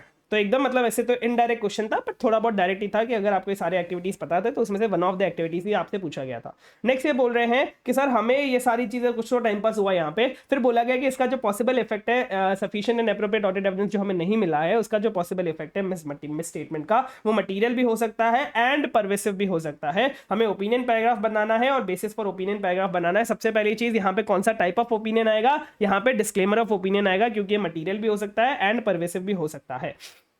तो ओपिनियन सबसे पहले तो हम बता देंगे कि यहाँ पे देखो डिस्क्लेमर ऑफ ओपिनियन आएगा, फिर हम डिस्क्लेमर ऑफ ओपिनियन पूरा अच्छे से ड्राफ्ट कर देंगे कि हमें एंगेज किया गया था ऑडिट करने के लिए फाइनेंशियल स्टेटमेंट्स इस कंपनी का, इस पर्टिकुलर इन सारे स्टेटमेंट्स इसमें इंक्लूडेड होते हैं, इस पर्टिकुलर पीरियड के लिए था। नेक्स्ट हम बताएंगे कि हम कोई ओपिनियन एक्सप्रेस नहीं कर रहे हैं क्योंकि कोई भी मैटर जो भी मैटर हमने आपको डिस्कस किया है basis for disclaimer of opinion paragraph में हमें कोई भी sufficient and appropriate audit evidence नहीं मिला है ओपिनियन देने के लिए, इसलिए हम कोई भी ओपिनियन नहीं दे रहे। फिर basis for disclaimer of opinion में हमने पूरा जो आपका क्वेश्चन है उसमें से चीजें उठा उठा के एक्सप्लेन कर दिया कि अच्छा ये रीजंस की वजह से हम डिस्क्लेमर ऑफ ओपिनियन दे रहे हैं। ठीक है, यस सर। लास्ट दो क्वेश्चन आपके आते हैं। लास्ट दो क्वेश्चन में क्या बोला गया है, सबसे पहले एक हमारा रिस्क असेसमेंट इंटरनल कंट्रोल का क्वेश्चन है जिसमें हमें बताया गया है कि आप रिस्क ऑफ मटेरियल मिसस्टेटमेंट को कैसे कैलकुलेट करेंगे और ऑडिट रिस्क को कैसे कैलकुलेट करेंगे।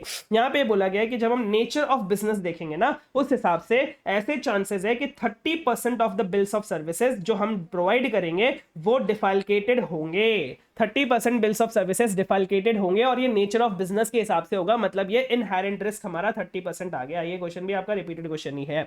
नेक्स्ट ये बोल रहा है कि जब हम मैटर मैनेजमेंट के साथ इंक्वायर कर रहे थे तो मैनेजमेंट ने बोला कि भाई आप टेंशन मत लीजिए, हमारे इंटरनल कंट्रोल 60% इस डिफाल्केशन को प्रिवेंट कर सकते हैं। 60% प्रिवेंट कर सकते हैं मतलब कितना प्रिवेंट नहीं कर सकते, 40% प्रिवेंट नहीं कर सकते। तो 40% हमारा क्या आ गया सर, कंट्रोल रिस्क आ गया। 30% हमारा इनहेरेंट रिस्क है, 40% हमारा कंट्रोल रिस्क है।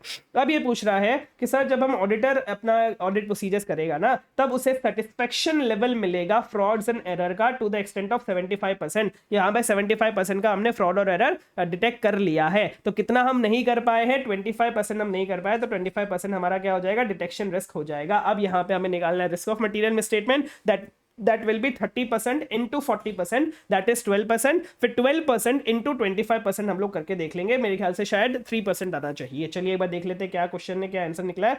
पहले हमने पूरा एक्सप्लेन कर दिया कि भाई क्या होता है, क्या इक्वेशन बनती है, ऑडिट रिस्क का मतलब क्या होता है, risk of material misstatement into detection risk, risk of material misstatement का मतलब होता है inherent risk into control risk. फिर हमने बताया कि देखो भाई इनहेरेंट रिस्क यहाँ पे 30% है, कंट्रोल रिस्क 40% है, तो हमारा रिस्क ऑफ मटेरियल मिसस्टेटमेंट 12% आ गया। फिर हमने बोला देखो डिटेक्शन रिस्क यहाँ पे 25% है, तो हमारा ऑडिट रिस्क आ गया 12% इंटू 25%, दैट इज 3%। ठीक है, यस सर। या फिर एक दूसरा क्वेश्चन यहाँ पे पूछा गया है, यहाँ पे ये बोल रहा है हमारी मिस्टर सीडीआर है, ये भी आपका रिपीटेड क्वेश्चन है कि 3 firms out of the 3 firms जो शॉर्टलिस्ट की गई है by the GDP cooperative bank, हमारी सीडीआर एंड एसोसिएट्स है। बैंक ने उनको मेल किया है कि देखो भाई ये हमारी लिस्ट ऑफ ब्रांचेस है, उनको मैक्सिमम फी पर ब्रांच बताया गया कि इतनी हमारी मैक्सिमम फी हम आपको दे सकते हैं पर ब्रांच ऑडिट करने के लिए। हमें बोला गया कि आप कोटेशन सबमिट करो, आप कितने में ऑडिट करोगे, और हमारे सीडीआर एंड एसोसिएट्स ने तो भाई उनको रिस्पॉन्ड भी कर दिया उनका कोटेशन देते हुए। अब बताइए क्या उन्होंने सही किया? सर बिल्कुल गलत किया।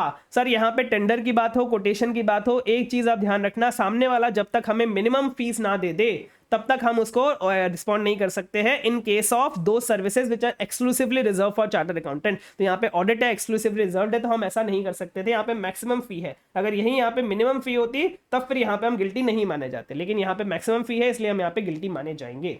तो पहले हमने क्लॉज 6 पार्ट 1 फर्स्ट शेड्यूल पूरा एक्सप्लेन कर दिया, फिर बोला कि देखो भाई यहाँ पे एक्सेप्शंस भी है कि आप चार्टर्ड अकाउंटेंट से रिक्वेस्ट कर सकते हो या फिर आप टेंडर इंक्वायरीज को रिस्पॉन्ड कर सकते हो। ठीक है, वहां पे हमने पूरा टेंडर इंक्वायरी को कैसे रिस्पॉन्ड कर सकते हैं वो बता दिया, इन द गिवन केस क्या हुआ वो बता दिया, और फिर बोला कि भाई यहाँ पे देखो सीडीआर एंड एसोसिएट्स को गिल्टी माना जाएगा प्रोफेशनल मिसकंडक्ट का, क्योंकि उन्होंने कोटेशन दे दिया, रिस्पॉन्ड कर दिया जहां पे मिनिमम फीस नहीं दी हुई थी। ठीक है, यस सर, ये था हमारा पूरा MTP1। अब हम लोग शुरू करने वाले हैं हमारे MTP2 CA फाइनल ऑडिट सितंबर 25 पे से, जहां पे आपके कुछ चीजें, 2 MCQs जो है वो गलत थे, वो भी मैं आपको बताऊंगा क्या क्या सही आंसर है उनके। तो ये जो हमारी MTP2 है सितंबर 25 की, इनके जो MCQs है वो भी एवरेज है और इनका जो डिस्क्रिप्टिव है वो भी एवरेज है। मोस्टली जो क्वेश्चन है वो रिपीटेड टाइप के, लेकिन आपको एक बार देखना चाहिए ताकि हमें पता चले कि ऐसे कैसे कैसे क्वेश्चन को अप्रोच करने की कोशिश कर रहे हैं। सबसे पहले हम बात करते हैं NBFC की। यहाँ पे बस पूछा गया कि जो हमारा सर्टिफिकेट होता है जो उनको सबमिट करना पड़ता है फ्रॉम द स्टैट्यूटरी ऑडिटर, उस सर्टिफिकेट में लिखा होता है कि हाँ भाई हमारी NBFC एलिजिबल है to hold certificate of registration, और ये आता है आपके section number 45 IA of the RBI act में। और ये जो सर्टिफिकेट है ये आपकी उस पोजीशन को दिखाता है जो 31 मार्च को एग्जिस्ट करती है। ड्यूरिंग द ईयर की पोजीशन के ऊपर सर्टिफिकेट नहीं होता, वो 31 मार्च को क्या पोजीशन है उसके ऊपर आपका ये सर्टिफिकेट होता है कि हाँ भाई 31 मार्च को it is eligible to hold certificate of registration. ठीक है, यस सर, ये आपका पहला MCQ है। दूसरा MCQ बोल रहा है कि हमने ये कुछ चीजें नोटिस करी है, अब बताइए ये किस चीज के इंडिकेटर्स है। ये क्या बोल रहा है? सर इन्वेस्टिगेशन हुआ था रेगुलेटरी ऑर्गेनाइजेशन का, गवर्नमेंट डिपार्टमेंट्स का, हमने पेमेंट किया है अनस्पेसिफाइड सर्विसेज के लिए, अनयूजुअल पेमेंट्स हुआ है कैश में, अनयूजुअल पेमेंट्स हुआ है लीगल एंड रिटेनरशिप फीस के लिए, अनयूजुअल ट्रांजैक्शंस हुए कंपनी के अपने रजिस्टर्ड टैक्स हेवंस में, और उन्होंने पेमेंट किया है बिना कोई एक्सचेंज कंट्रोल डॉक्यूमेंटेशन के। ये हमने पढ़ा है अपने एसे 250 में, indicators of non compliance with laws and regulations में ये सारी चीजें आती है। तो ये है हमारा doubt about non compliance to laws, ये हमारा डाउट है नॉन कंप्लायंस के बारे में। ठीक है, यस सर। नेक्स्ट ये बोल रहा है यहां पे आपका गलत है, यहां पे क्या हुआ है सर, हमारी बुक्स में जो NPA है उसका जो रिकवरेबल अमाउंट दिख रहा है, मतलब हमारी बुक में जो नेट बुक वैल्यू है NPA की वो 40 लाख रुपीस की है, और हमने इसको सेल किया है 45 लाख पे, मतलब हमने प्रॉफिट पे सेल किया है अपने NPA को, 5 लाख का हमारा प्रॉफिट हो रहा है। तो क्या इस प्रॉफिट से हम प्रोविजन को रिवर्स कर सकते हैं? नहीं सर। क्या इस प्रॉफिट को हम PNL में क्रेडिट कर सकते हैं? नहीं सर। तो इस प्रॉफिट का करेंगे क्या, इस प्रॉफिट को अलग से रखेंगे हम लोग, ताकि अगर बाद में कोई अदर NPS के सेल में कोई लॉस हो रहा हो उसके सामने हम इसको एडजस्ट कर सके। यहाँ पे ICAI ने जो आंसर दिया है वो ये दिया है कि हम 5 लाख को क्रेडिट करेंगे profit on sale of assets में, मतलब हम 5 लाख को प्रॉफिट एंड लॉस अकाउंट में लेके जाएंगे, वो गलत है। जबकि इसका आंसर क्या आना चाहिए कि हम 5 लाख को क्रेडिट करेंगे एक अलग से प्रोविजन में, जिस प्रोविजन का नाम होगा loss on sale of NPS, कि भाई अगर कोई लॉस हो रहा है सेल ऑफ NPS पे तो उसको एडजस्ट करने के लिए हम ये प्रोविजन को यूज कर सकते हैं। तो ये आपका करेक्ट ऑप्शन है, ये आपका गलत ऑप्शन है। हो सकता है जब आप वीडियो देख रहे हो तब ऑलरेडी ICAI का कॉरेजेंडम आ गया हो और आपके जो सजेस्टेड आंसर है इसमें ये वाला ऑप्शन टिक हो गया हो। ठीक है, यस सर। चलिए नेक्स्ट हम बात करते हैं। नेक्स्ट क्या बोल रहे हैं, मिस्ट्री ऑडिट की बात कर रहा है। क्या हम मिस्ट्री ऑडिट कर सकते हैं? क्या बिल्कुल कर सकते हैं। May 25 का अमेंडमेंट है, ESB के एथिकल स्टैंडर्ड बोर्ड के डिसीजंस में आया हुआ है कि हम मिस्ट्री ऑडिट का असाइनमेंट एक्सेप्ट कर सकते हैं क्योंकि ये परमिटेड सर्विस है। नेक्स्ट ये बोल रहे हैं क्या हम ऑडिटर बन के कंपाइलेशन एंगेजमेंट करते हैं हमारे सेम क्लाइंट का? तो नहीं सर, हम कंपाइलेशन एंगेजमेंट नहीं कर सकते अपने ऑडिट क्लाइंट का अंडर SRS 4410, वरना वो सेल्फ रिव्यू थ्रेड के अंदर आ जाएगा। नेक्स्ट ये बोल रहे हैं कि अगर हम किसी कंपनी के डायरेक्टर सिंप्लिसिटर है तो क्या उस कंपनी के ROC फॉर्म्स को हम डिजिटली साइन कर सकते हैं? नहीं सर, ये भी हमने ESB डिसीजन में पढ़ा हुआ है कि हम ऐसा नहीं कर सकते क्योंकि हमारे रोल के कन्फ्लिक्ट में आ जाएगा। ऑडिटर के रोल के कन्फ्लिक्ट में नहीं आएगा, डायरेक्टर के रोल के कन्फ्लिक्ट में आएगा। ये यहाँ पे आप थोड़ा सही कर लीजिएगा। नेक्स्ट ये बोल रहे हैं कि क्या हम मैसेजिंग एप्लीकेशन का यूज कर सकते हैं हमारी सर्विसेज के बारे में बताने के लिए? तो नहीं सर, हमने ESB में पढ़ा हुआ है कि हम मैसेजिंग एप्लीकेशन का भी यूज नहीं कर सकते हैं क्योंकि इससे सॉलिसिटेशन माना जाता है। ठीक है, यस सर। नेक्स्ट ये बोल रहा है कि सर हमने अपने ग्रुप ऑडिट में जो हमारे फाइनेंशियल स्टेटमेंट्स थे CFS थे उसमें हमने 3 चीजें डिस्क्लोज कर रखी हैं। सबसे पहला percentage of consolidated net assets अपने पेरेंट्स का और सब्सिडरी का, percentage of consolidated profit and loss अपने पेरेंट्स का और सब्सिडरी का, एंड टोटल कॉम्प्रिहेंसिव इनकम अपने पेरेंट्स और सब्सिडरी का। क्या हमें टोटल कॉम्प्रिहेंसिव इनकम बताना पड़ता है या फिर अदर कॉम्प्रिहेंसिव इनकम बताना पड़ता है? सर हमें अदर कॉम्प्रिहेंसिव इनकम बताना पड़ता है। तो हमारा करेक्ट आंसर आ जाएगा कि ये जो डिस्क्लोजर है वो प्रॉपर नहीं है, क्योंकि हमें परसेंटेज देना होता है अदर कॉम्प्रिहेंसिव इनकम का। ठीक है, यहाँ पे आईसे ने जो आंसर टिक किया है वो ये वाला टिक किया है, जबकि वो गलत है। यहाँ पे आप देखिएगा, यहाँ पे परसेंटेज ऑफ कंसोलिडेटेड रेवेन्यू वाला आईसे ने टिक कर दिया, जो गलत है। तो हो सकता है आपके सजेस्टेड आंसर में चेंज हो गया हो, बट ये वाला आंसर गलत है आपका, ये ए वाला आंसर सही है। ठीक है, यस सर, ये दो एमसीक्यू जो थे वो आपके गलत थे। नेक्स्ट बोल रहे हैं फाइनेंशियल स्टेटमेंट्स, हमारी एक सब्सिडरी है, फॉरेन सब्सिडरी है, वो हमारे फाइनेंशियल स्टेटमेंट्स उसका सीएफएस में जो इंक्लूडेड है वो 31 दिसंबर 2024 तक ही बने हैं। बाकी 3 महीने का क्या करेंगे सर? तो बाकी 3 महीने के जो भी सिग्निफिकेंट इवेंट्स एंड ट्रांजैक्शंस है उसके इफेक्ट को हम लोग कंसिडर करके चलेंगे, क्योंकि हमें जो फाइनेंशियल स्टेटमेंट्स है वो 31 मार्च 2025 तक के चाहिए। तो 3 महीने के हम सिग्निफिकेंट इवेंट्स एंड ट्रांजैक्शंस को ले लेंगे। तो यहां पे बोल रहा है कि हमें ये सारी चीजें नहीं करनी है, मतलब हमें इग्नोर नहीं करना है, हमें बोलना नहीं कि आपको फाइनेंशियल स्टेटमेंट्स बनाने ही पड़ेंगे। ये बोल रहे हैं कि मैनेजमेंट का वर्जन एक्सेप्ट कर सकते हैं, बस हमें ये देखना है कि जब जो भी सिग्निफिकेंट इवेंट्स और ट्रांजैक्शन हो रहे हैं इस 3 महीने में, उसका इफेक्ट का एडजस्टमेंट हुआ है कि नहीं हुआ है, ये हमें चेक करना पड़ेगा। ठीक है, यस सर। नेक्स्ट क्या बोल रहा है सर? अब ये बता रहा है करंट पीरियड और परमानेंट के बारे में आप थोड़ा डिस्टिंक्शन दे दीजिए। तो गुडविल क्या होती है सर? गुडविल हमारी परमानेंट कंसोलिडेशन एडजस्टमेंट होती है। दूसरा जो इंट्रा ग्रुप डेटेडनेस है, ये क्या होता है सर? ये हमारा दूसरा कौन सा होता है? करंट पीरियड कंसोलिडेशन एडजस्टमेंट्स है। और जो हम हार्मोनाइज कर रहे हैं डिफरेंट अकाउंटिंग पॉलिसीज को, ये भी हमारा करंट पीरियड कंसोलिडेशन एडजस्टमेंट्स है, क्योंकि ये हर साल हमें करना पड़ता है। ठीक है, यस सर। नेक्स्ट ये बोल रहा है कि सर हमारा कंसोलिडेशन ऑफ फाइनेंशियल स्टेटमेंट्स कब से होता है? तो यहां पे ना आपको बहुत अलग अलग आपको पूछा गया है। आपको सिर्फ इतना सा बताना है कि सर देखिए, जो हमारा इनकम एंड एक्सपेंसेस है सब्सिडरी का, वो हम सीएफएस में उस दिन से इंक्लूड करते हैं जिस दिन से हमने कंट्रोल गेन किया है।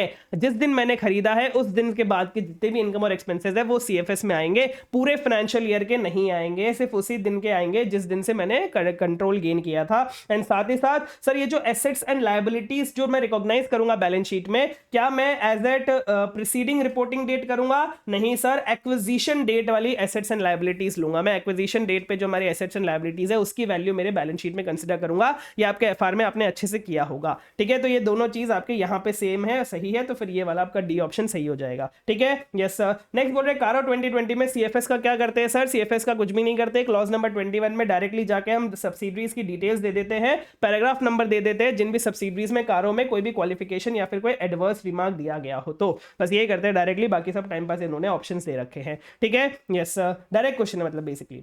नेक्स्ट ये बोल रहे हैं कि एज पर एसक्यूसी 1 हमारा मोस्ट एप्रोप्रिएट एक्शन क्या लेना चाहिए हमारे सीए राजुल को, ताकि वो एसेस कर सके। उसने जब एसेस किया उसको पता चला कि हमारी ऑडिट टीम के पास फार्मा आरएनडी करने का, मतलब फार्मा आरएनडी की कोई कंपनी है जिसका ऑडिट हमारे पास आया है, और हमारी टीम के पास कोई एक्सपीरियंस ही नहीं है, कॉम्पिटेंसी नहीं है इस फार्मा आरएनडी इंडस्ट्री में। तो अब बताइए हमें क्या करना चाहिए एज पर एसक्यूसी 1? क्या हम इसको इग्नोर कर दें? नहीं सर, हमें क्वालिटी मेंटेन करनी है। तो इसीलिए मुझे इंटरनली एक कंसर्न रेज करना पड़ेगा अपनी फर्म के अंदर, और कंसिडर करना पड़ेगा कि क्या मुझे एक्सटर्नल एक्सपर्ट्स और स्पेशलिस्ट को हायर करने की जरूरत है या फिर नहीं है, ताकि वो मुझे बता सके कि अच्छा इसमें तुम ऐसे ऐसे ऑडिट कर सकते हो। ठीक है, यस सर। नेक्स्ट ये बोल रहा है कि सर हमारा प्रीवियस जो बिग 4 ऑडिटर था ना, उसने रिजाइन, मतलब मैं जिस कंपनी में ऑडिट करने जा रहा हूं उसमें पहले कोई बिग 4 ऑडिटर ऑडिट करता था, उसने रिजाइन कर दिया क्योंकि स्कोप लिमिटेशंस थे।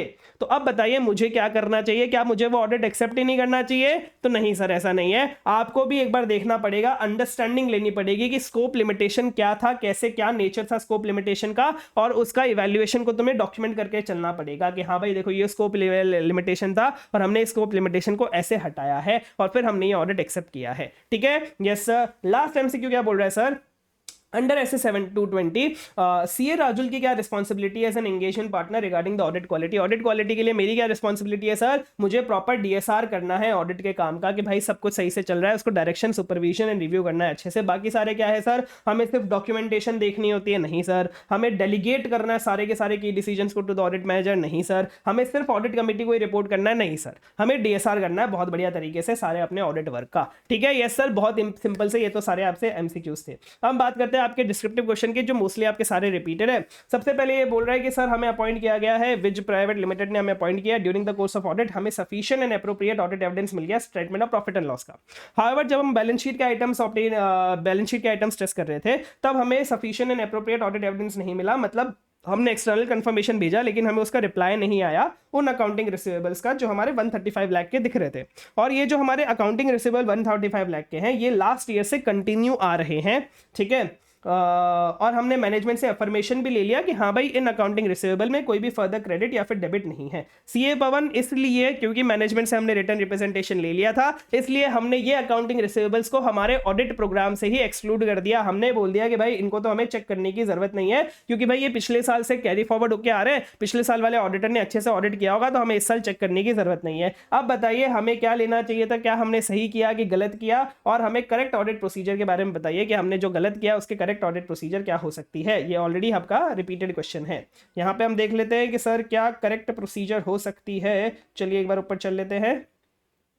तो यहाँ पे ये बोल रहा है सबसे पहली चीज एज पर ऐसे 510 हम बताएंगे कि आपका जो प्रीवियस ईयर का आ रहा है इस ईयर में आ रहा है उसके लिए आपको क्या क्या प्रोसीजर्स परफॉर्म करने पड़ते हैं। हमें देखना पड़ता है कि ओपनिंग बैलेंस में मटेरियल मिसस्टेटमेंट तो नहीं है ना, एंड दूसरा appropriate accounting policies consistently apply हुई है नहीं हुई है तो फिर जो भी चेंजेस है उनको आपने अप्रोप्रिएटली प्रेजेंटेड और डिस्क्लोज किया है। अब अगर फाइनेंशियल स्टेटमेंट्स प्रायर पीरियड के किसी अनदर ऑडिटर ने ऑडिट किए थे तो मैं भाई sufficient and appropriate audit evidence ले सकता हूँ ऑडिटेड फाइनेंशियल स्टेटमेंट्स को रीड करके, पेरियूज करके। पेरियूज मतलब क्या होता है, रीड करना, तो रीड करके मैं ले सकता हूँ sufficient and appropriate audit evidence. Ordinarily मैं चाहूं तो मैं ना प्रीवियस ऑडिटर पे भी रिलायंस प्लेस कर सकता हूं, मैं चाहूं तो मैं कर सकता हूं, एक्सेप्ट तब जब मैं इस साल के प्रोसीजर्स परफॉर्म कर रहा था और मुझे कोई भी पॉसिबिलिटी ऑफ मिस स्टेटमेंट्स लगता है तो फिर मुझे प्रोसीजर्स परफॉर्म करने पड़ेंगे, वरना मैं पिछले ऑडिटर पे भी रिलायंस प्लेस कर सकता हूं। इन एडिशन ऐसे 505 क्या बोलता है कि एक्सटर्नल कंफर्मेशन को हम यूज कर सकते हैं हमारे ऑडिट एविडेंस ऑब्टेन करने के लिए। और साथ ही साथ ऐसे 580 में ये भी बोला गया है कि रिटर्न रिप्रेजेंटेशन तुम किसी स्पेसिफिक असर्शन के लिए मान सकते हो। ऑल्दो रिटर्न रिप्रेजेंटेशन एक इंपॉर्टेंट ऑडिट एविडेंस होता है लेकिन written representation does not provide sufficient and appropriate audit evidence on its own. तो तुमने जो रिटर्न रिप्रेजेंटेशन लिया मैनेजमेंट से कि हाँ भाई चलता आ रहा है, कुछ डेबिट क्रेडिट्स नहीं है,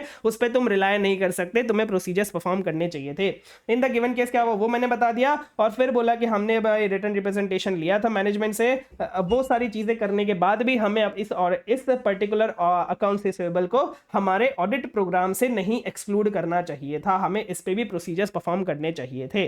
ठीक है, यस सर, मतलब बेसिकली घुमा फिरा के इन्होंने सारे प्रोविजंस लिख दिया और लास्ट में बोल दिया कि इसको एक्सक्लूड नहीं करना चाहिए था। चलिए नेक्स्ट हम बात करते हैं। नेक्स्ट यहाँ पे पूरा आपका गोइंग कंसर्न का पॉइंट है कि देखो भाई जब हम फाइनेंशियल स्टेटमेंट्स देख रहे थे तो हमें पता चला एजिंग ऑफ ट्रेड पेबल्स के बारे में कि हमारे इतने सारे ट्रेड पेबल्स इतने सारे सालों के बचे हुए हैं, अभी तक हमने पे ही नहीं किए, ट्रेड पेबल्स को हम पे ही नहीं कर पा रहे, हमारे रेशियोज जो है वो सारे बेकार हो गए, सारे रेड में जा रहे हैं हमारे रेशियोज। फिर हमारा जो कैश क्रेडिट लिमिट हमने देखा कि कोई डेबिट ट्रांजेक्शन नहीं है मार्च 2025 में, क्योंकि हमें पता चला कि हमारा जो कंपनी का स्टॉक ऑडिटर्स था उसने कमेंट किया है कि हमारी जो ड्राइंग पावर है वो नेगेटिव हो चुकी है। फिर हमने जब इंक्वायरी करी मैनेजमेंट की तो मैनेजमेंट के पास कोई फ्यूचर कॉन्ट्रैक्ट भी नहीं थे हमारे रेवेन्यू को बूस्ट करने के लिए, फाइनेंशियल पोजीशन को बूस्ट करने के लिए, और कोई भी इंफॉर्मेशन नहीं दी गई है इन सारी चीजों के बारे में हमारे फाइनेंशियल स्टेटमेंट्स में और नोट्स टू अकाउंट्स में। अब बताइए हमें एज एन ऑडिटर क्या करना चाहिए हमारी ऑडिट रिपोर्ट में। तो हमने सर ऐसे 570 में पढ़ा हुआ है, पहले तो हमने बता दिया इन द गिवन केस क्या क्या चीजें एग्जैक्टली गड़बड़ हो रही हैं, क्या क्या चीजें खराब चल रही है, पहले हमने वो बता दिया।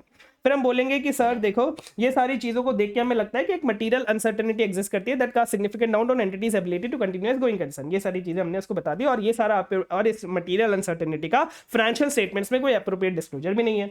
देयरफॉर जहां पे मटेरियल अनसर्टेनिटी एग्जिस्ट करती है एज पर ऐसे 570 गोइंग कंसर्न, तो हमें ये देखना पड़ेगा कि ये मटेरियल अनसर्टेनिटी एग्जिस्ट तो करती है लेकिन इसका कोई भी एडिक्वेट डिस्क्लोजर नहीं है, इसलिए हमें यहाँ पे क्वालिफाइड या फिर एडवर्स ओपिनियन देना पड़ेगा एज पर ऐसे 705। ये हमने ऐसे 570 में पढ़ रखा है। वैसे तो ये डायरेक्ट क्वेश्चन ही था, डायरेक्टली हमें बस इतना बोलना था कि हमें क्वालिफाइड और एडवर्स ओपिनियन ही देना है। ठीक है, यस सर।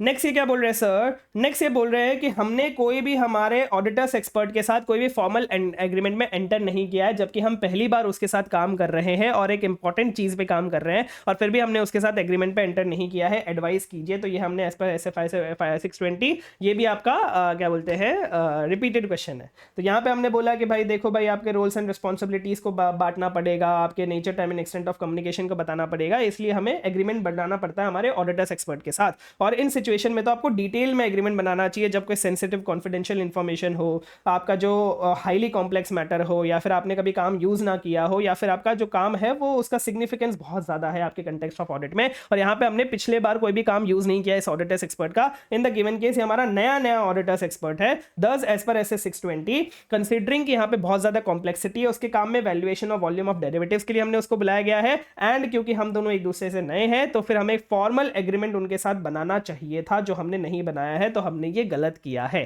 ठीक है, यस सर। चलिए अब हम करते हैं क्वेश्चन नंबर 2A।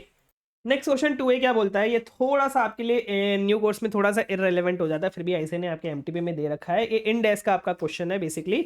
ये बोल रहा है कि भाई स्टैट्यूटरी ऑडिटर है हम लोग इलेक्ट्रॉनिक कॉर्पोरेशन लिमिटेड के, जो आपकी गवर्नमेंट कंपनी है, जिसका टर्नओवर है 10,000 करोड़ का, जो इलेक्ट्रिसिटी सेल करती है उससे पैसे कमाती है, 10,000 करोड़ का इसका रेवेन्यू है। जब हम ऑडिट कर रहे थे तब हमें पता चला कि इसने जो स्पेयर्स लिए हुए हैं, मतलब इसका जो भी बेसिकली खर्चा किया हुआ है इन्होंने ट्रांसमीटर्स के लिए, वो 700 करोड़ का खर्चा किया हुआ है। तो इस एक कॉर्पोरेशन से किया हुआ है जिसका नाम है पीसीडीसी इंडिया लिमिटेड, जो हमारे government of India he hold करती है। तो ये भी हमारी गवर्नमेंट कंपनी है, ये भी हमारी गवर्नमेंट कंपनी है जिससे हमने किया हुआ है। तो ये बेसिकली स्टेट कंट्रोल्ड एंटरप्राइजेस के अंदर आ जाती है। ठीक है, फिर ये बोल रहे थे फाइनेंशियल स्टेटमेंट्स जो हम चेक कर रहे थे ना इंड एस के हिसाब से, तो उसमें कोई भी एडिशनल डिस्क्लोजर नहीं था स्पेयर्स के बारे में, मतलब उसको रिलेटेड पार्टी ट्रांजैक्शन के अंदर नहीं दिखा रखा था।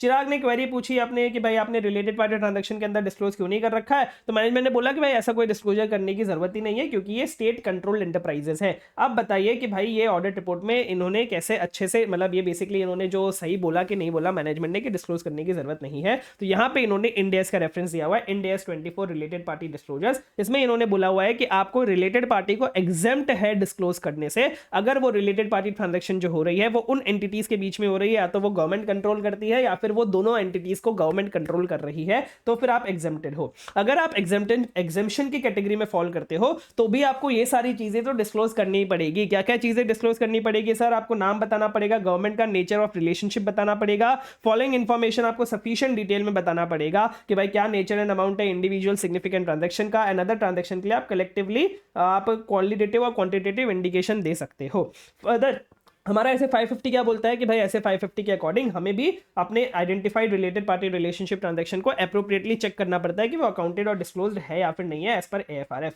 इन द इंस्टेंट केस क्या हुआ वो हमने बता दिया। फिर हम बोलेंगे कि देखो भाई भले तुम्हारे स्टेट कंट्रोल एंटरप्राइजेज है, फिर भी तुम्हें ये सारी चीजें तो डिस्क्लोज करनी ही चाहिए थी। तो मैनेजमेंट का जो कंटेंशन है वो गलत है, वो टेनेबल नहीं है, मतलब गलत है कि भाई कोई भी रिक्वायरमेंट नहीं है डिस्क्लोज करने की। ये तुम्हारा जो कंटेंशन है ये बिल्कुल गलत है, तुम्हें रिक्वायरमेंट तो है डिस्क्लोजर्स करने के, भले तुम एग्जेम्प्टेड हो फिर भी। ठीक है, यस सर। चलिए नेक्स्ट आपका डायरेक्ट क्वेश्चन है डिजिटल ऑडिट का। ये बोलता है कि भाई आईटी डिपेंडेंसी, इसमें आईटी डिपेंडेंसी में दो टाइप की आईटी डिपेंडेंसी की बात हो रही है। सबसे पहला सिस्टम जनरेटेड रिपोर्ट्स की और दूसरा इंटरफेसेस की। ये बताइए ये दोनों की आईटी डिपेंडेंसी कैसे होती है एंड क्यों हमें आईटी डिपेंडेंसी को आइडेंटिफाई करना चाहिए, अंडरस्टैंड करना चाहिए हमारे ऑडिट अप्रोच को इफेक्टिव और एफिशिएंट तरीके से डिजाइन करने के लिए। तो ये डिजिटल ऑडिट का इन्होंने डायरेक्ट क्वेश्चन आपको पूछ रखा है, जी यहाँ पे इन्होंने पूरा आंसर दे रखा है कि आईटी डिपेंडेंसी क्या होती है, सिस्टम जनरेटेड रिपोर्ट्स क्या होती है, इंटरफेसेस क्या होते हैं और हमें आईटी डिपेंडेंसी को अच्छे से आइडेंटिफाई एंड डॉक्यूमेंट क्यों करना चाहिए। ये बेसिकली पूरा आंसर डायरेक्ट इन्होंने दे रखा है। ठीक है, यस सर। चलिए नेक्स्ट हम बात करते हैं, ये आपका वापस से रिपीटेड क्वेश्चन आ गया। यहाँ पे क्या है सर, यहाँ पे हमें पता चला कि हमें कंपनी ने रिमूव कर दिया एज एन ऑडिटर, तो फिर हमने आरओसी को जाके कंपनी में जितनी भी खराब दिक्कतें हैं कि भाई उनके फिक्स एसेट्स एग्जिस्ट नहीं करते हैं, उनके बोगस क्रेडिटर्स है, ये जितनी भी सारी दिक्कतें हैं कंपनी के अंदर, वो जाके हमने आरओसी को पोल पट्टी सारी खोल दी, क्योंकि कंपनी ने मुझे एज एन ऑडिटर निकाल दिया है। तो फिर मेरे ईगो पे आ गया और मैंने आरओसी को जाके बता दिया। क्या मैं ऐसा कर सकता हूं सर? बिल्कुल नहीं कर सकता हूं, क्योंकि मेरे पे लगता है कॉन्फिडेंशियलिटी का clause, that is clause 1 part 1 of second schedule, कि मुझे कॉन्फिडेंशियलिटी मेंटेन करनी है। ठीक है, मुझे एकदम हाईली कॉन्फिडेंशियल कैरेक्टर मेंटेन करना है, मुझे अपना डिग्निटी एंड स्टेटस मेंटेन करना है हमारे प्रोफेशन का, इसलिए मैं सारी इंफॉर्मेशन जाके किसी को भी नहीं बता सकता हूं, भले वो कितना ही ज्यादा इंपॉर्टेंट हो, अनलेस लॉ मुझे बोलता है, अनलेस हमारा परमिटेड है बाय द क्लाइंट। ये सारी चीजें वो तो अलग है, हम जो हमने डिस्कस कर रखी है, लेकिन आप ऐसे जाके आरओसी को नहीं बता सकते हो, भले ही कंपनी ने आपको रिमूव कर दिया है as an auditor. In the given case क्या वो हमने बता दिया और फिर बोला कि हाँ भाई ये जो टीपीएन एसोसिएट्स है इसको हम प्रोफेशनल मिसकंडक्ट का गिल्टी मानेंगे, क्योंकि इन्होंने वॉलंटरी डिस्क्लोजर किया है, रिक्वायर्ड नहीं था डिस्क्लोज करना, फिर भी इन्होंने डिस्क्लोज किया है, इसलिए यहाँ पे गिल्टी माना जाएगा। नेक्स्ट हम बात करते हैं क्लॉज नंबर 3A की। ये भी आपका रिपीटेड क्वेश्चन है। यहाँ पे बोला गया कि हमें परफॉर्मेंस ऑडिट करनी है और हम क्या करके आ गए सर? हम प्रोप्राइटरी ऑडिट करके आ गए, मतलब हमने एक्सपेंसेस को एग्जामिन किया कि क्या वो पब्लिक इंटरेस्ट के अकॉर्डिंग थे, पब्लिकली एक्सपेक्टेड कस्टम्स के अकॉर्डिंग थे। हमें बोला गया परफॉर्मेंस ऑडिट करने के लिए, हमने प्रोप्राइटरी ऑडिट कर दी और सीएजी ने हमारी रिपोर्ट रिजेक्ट कर दी। अब बताइए क्या सही किया सीएजी ने? तो बिल्कुल सही किया। यहाँ पे इन्होंने पूरा गुणगान गा दिया आपके परफॉर्मेंस ऑडिट का कि परफॉर्मेंस ऑडिट होता क्या है, परफॉर्मेंस ऑडिट का मतलब क्या होता है, परफॉर्मेंस ऑडिट में 3 ईज इंक्लूड होते हैं, इकोनॉमी, एफिशिएंसी एंड इफेक्टिवनेस। ऐसे करके इन्होंने पूरा गुणगान गा दिया और लास्ट में बोल दिया कि हाँ जो रिजेक्शन किया है वो एकदम सही किया है। ठीक है, यस सर। चलिए नेक्स्ट हम डिस्कशन कर लेते हैं। नेक्स्ट क्या बोल रहा है सर, बी क्वेश्चन है आपका, ये बोल रहा है कि आप मुझे 5 पॉइंट्स बताइए जिससे हम अपनी अंडरस्टैंडिंग अपडेट कर सकते हैं जब हम क्वार्टरली रिव्यू कैरी आउट कर रहे हैं, हम स्टैट्यूटरी ऑडिटर लिस्टेड कंपनी के, और हम उसका जब क्वार्टरली रिव्यू कर रहे हैं उसमें अगर मुझे अपनी अंडरस्टैंडिंग को अपडेट करना है तो वैसे कौन से 5 पॉइंट है। तो सबसे पहली चीज ये SRE 2410 का क्वेश्चन है, क्योंकि हम यहाँ पे स्टैट्यूटरी ऑडिटर लिस्टेड कंपनी के, मतलब हम ही उसके इंडिपेंडेंट ऑडिटर है और हम ही उसके क्वार्टर का रिव्यू कर रहे हैं। तो फिर ये SRE 2410 का क्वेश्चन है। उसमें आपका सबसे पहला क्वेश्चन यही था कि हम अपनी अंडरस्टैंडिंग को कैसे अपडेट कर सकते हैं। उसमें बहुत बड़े बड़े मतलब बहुत सारे पॉइंट्स है बेसिकली, अब यहाँ पे देख लीजिए ऑलमोस्ट 10-12 पॉइंट्स है पूरे के पूरे। उसमें से मैंने आपको बताया था कि आप 5 पॉइंट कैसे याद रख सकते हैं। बेसिकली आपको डॉक्यूमेंटेशन को रीड करना है प्रीवियस ईयर के ऑडिट रिपोर्ट की, आपको सिग्निफिकेंट रिस्क देखना है, आपको मोस्ट रिसेंट एनुअल और comparable prior period item financial state information पढ़नी है। ऐसी बहुत सारी चीजें थी, इसमें से कोई भी 5 पॉइंट आप याद रखेंगे तो आपका काम पूरा हो जाएगा। चलिए नेक्स्ट हम बात करते हैं। नेक्स्ट क्या बोल रहे हैं सर, ये भी आपका रिपीटेड क्वेश्चन है। नेक्स्ट वाला भी यहाँ पे बोला गया है कि हमने अपने आर्टिकल असिस्टेंट को इलेक्शन कैंपेनिंग के लिए यूज कर रखा है। बोला कि तुम बड़े बड़े लोगों के इन्फ्लुएंस में आओगे, कॉन्टैक्ट में आओगे, तुम हमारे इलेक्शन कैंपेन में जुट जाओ। क्या हम ऐसा कर सकते हैं? नहीं कर सकते हैं। कौन से क्लॉज में गिल्टी माना जाएगा? अदर मिसकंडक्ट में गिल्टी माना जाएगा। और अदर मिसकंडक्ट में यूजुअली ICI क्या करता है, यहाँ पे आपका पार्ट 4 भी क्लोज कर देता है, पार्ट 4 फर्स्ट शेड्यूल का और पार्ट 3 सेकंड शेड्यूल का, और बोला जाता है हाईएस्ट स्टैंडर्ड्स ऑफ इंटीग्रिटी हमें मेंटेन करनी है even in our personal affairs. Further हमारा जो आर्टिकल असिस्टेंट का हम यूज कर रहे हैं तो अदर मिसकंडक्ट में गिल्टी माना जाएगा। तो यहाँ पे ये वाला जो पर्टिकुलर CA अजय है ये भी गिल्टी माना जाएगा अदर मिसकंडक्ट का। ठीक है, यस सर। चलिए नेक्स्ट यहाँ पे क्या हुआ सर, नेक्स्ट यहाँ पे ये हो गया कि सर हमें वैसे बोला जाता है कि हमें कंपनी से कोई भी इनडेटेडनेस नहीं रखनी है as an auditor. Professional ethics में हमने पढ़ा है कि सर हमें कोई भी उधारी नहीं रखनी है कंपनी से, 1 लाख के ऊपर, 5 लाख के ऊपर, ये सारी लिमिट्स हमने पढ़ रखी है। अब यहाँ पे ये बोला गया है कि सर हम जो अपनी फीस ले रहे हैं ना वो हम एक साथ नहीं लेते, वो हम क्वार्टरली, उनको बोल रखा है कि आप क्वार्टरली हमें 1.5 लाख रुपए देते रहा कीजिए। और वो क्वार्टरली हमने 1.5 लाख रुपए का मैंने फिक्स तो कर लिया कि हाँ भाई एक क्वार्टर का मैंने जैसे ही आपको लिमिटेड रिव्यू रिपोर्ट दिया वैसे ही तो मुझे 1.5 लाख दे देना, ऐसे करके 4 क्वार्टर्स में तो मुझे 1.5 लाख रुपए देते रहना। और फिर मैंने उनको ऐसा बोल दिया कि भाई हुआ क्या, फर्स्ट सेकंड क्वार्टर का तो उन्होंने अच्छे से 1.5 लाख रुपए दे दिया, लेकिन थर्ड क्वार्टर का उन्होंने पैसा दिया ही नहीं। थर्ड क्वार्टर का और फोर्थ क्वार्टर का पैसा मिला के उन्होंने मार्च 21, 2025 को ही दे दिया, मतलब एडवांस में ही दे दिया मुझे पैसा। जो मुझे फुल ईयर के बाद मिलने वाला था वो पैसा मुझे पहले ही मिल गया है थर्ड एंड फोर्थ क्वार्टर का। तो अब बताइए क्या ये बिल्कुल सही किया या फिर मैंने बिल्कुल गलत किया? तो यहां पे सबसे पहले तो हम ये बोलेंगे कि देखो भाई आप इनडेटेडनेस वैसे तो नहीं रख सकते। कहां गया सर, ये रहा चैप्टर 8-10 में हमने पढ़ा हुआ है कि सर आप वैसे तो इंडेटेड नहीं रख सकते, आप गारंटी ऑफ सिक्योरिटी प्रोवाइड नहीं कर सकते 1 लाख से ज्यादा की। ठीक है, और एज पर सेक्शन 141(3) भी हमने पढ़ा हुआ है कि अगर आप डिस्क्वालीफाई हो जाएंगे अगर आप कोई भी इंडेटेडनेस रखते हैं 5 लाख या फिर उससे ज्यादा की टू द कंपनी, और अगर आप किसी और के थ्रू रख रहे हैं तो फिर वो 1 लाख से ज्यादा नहीं हो सकती। हमने आपके चैप्टर 10 में पढ़ा हुआ है। ठीक है, यस सर।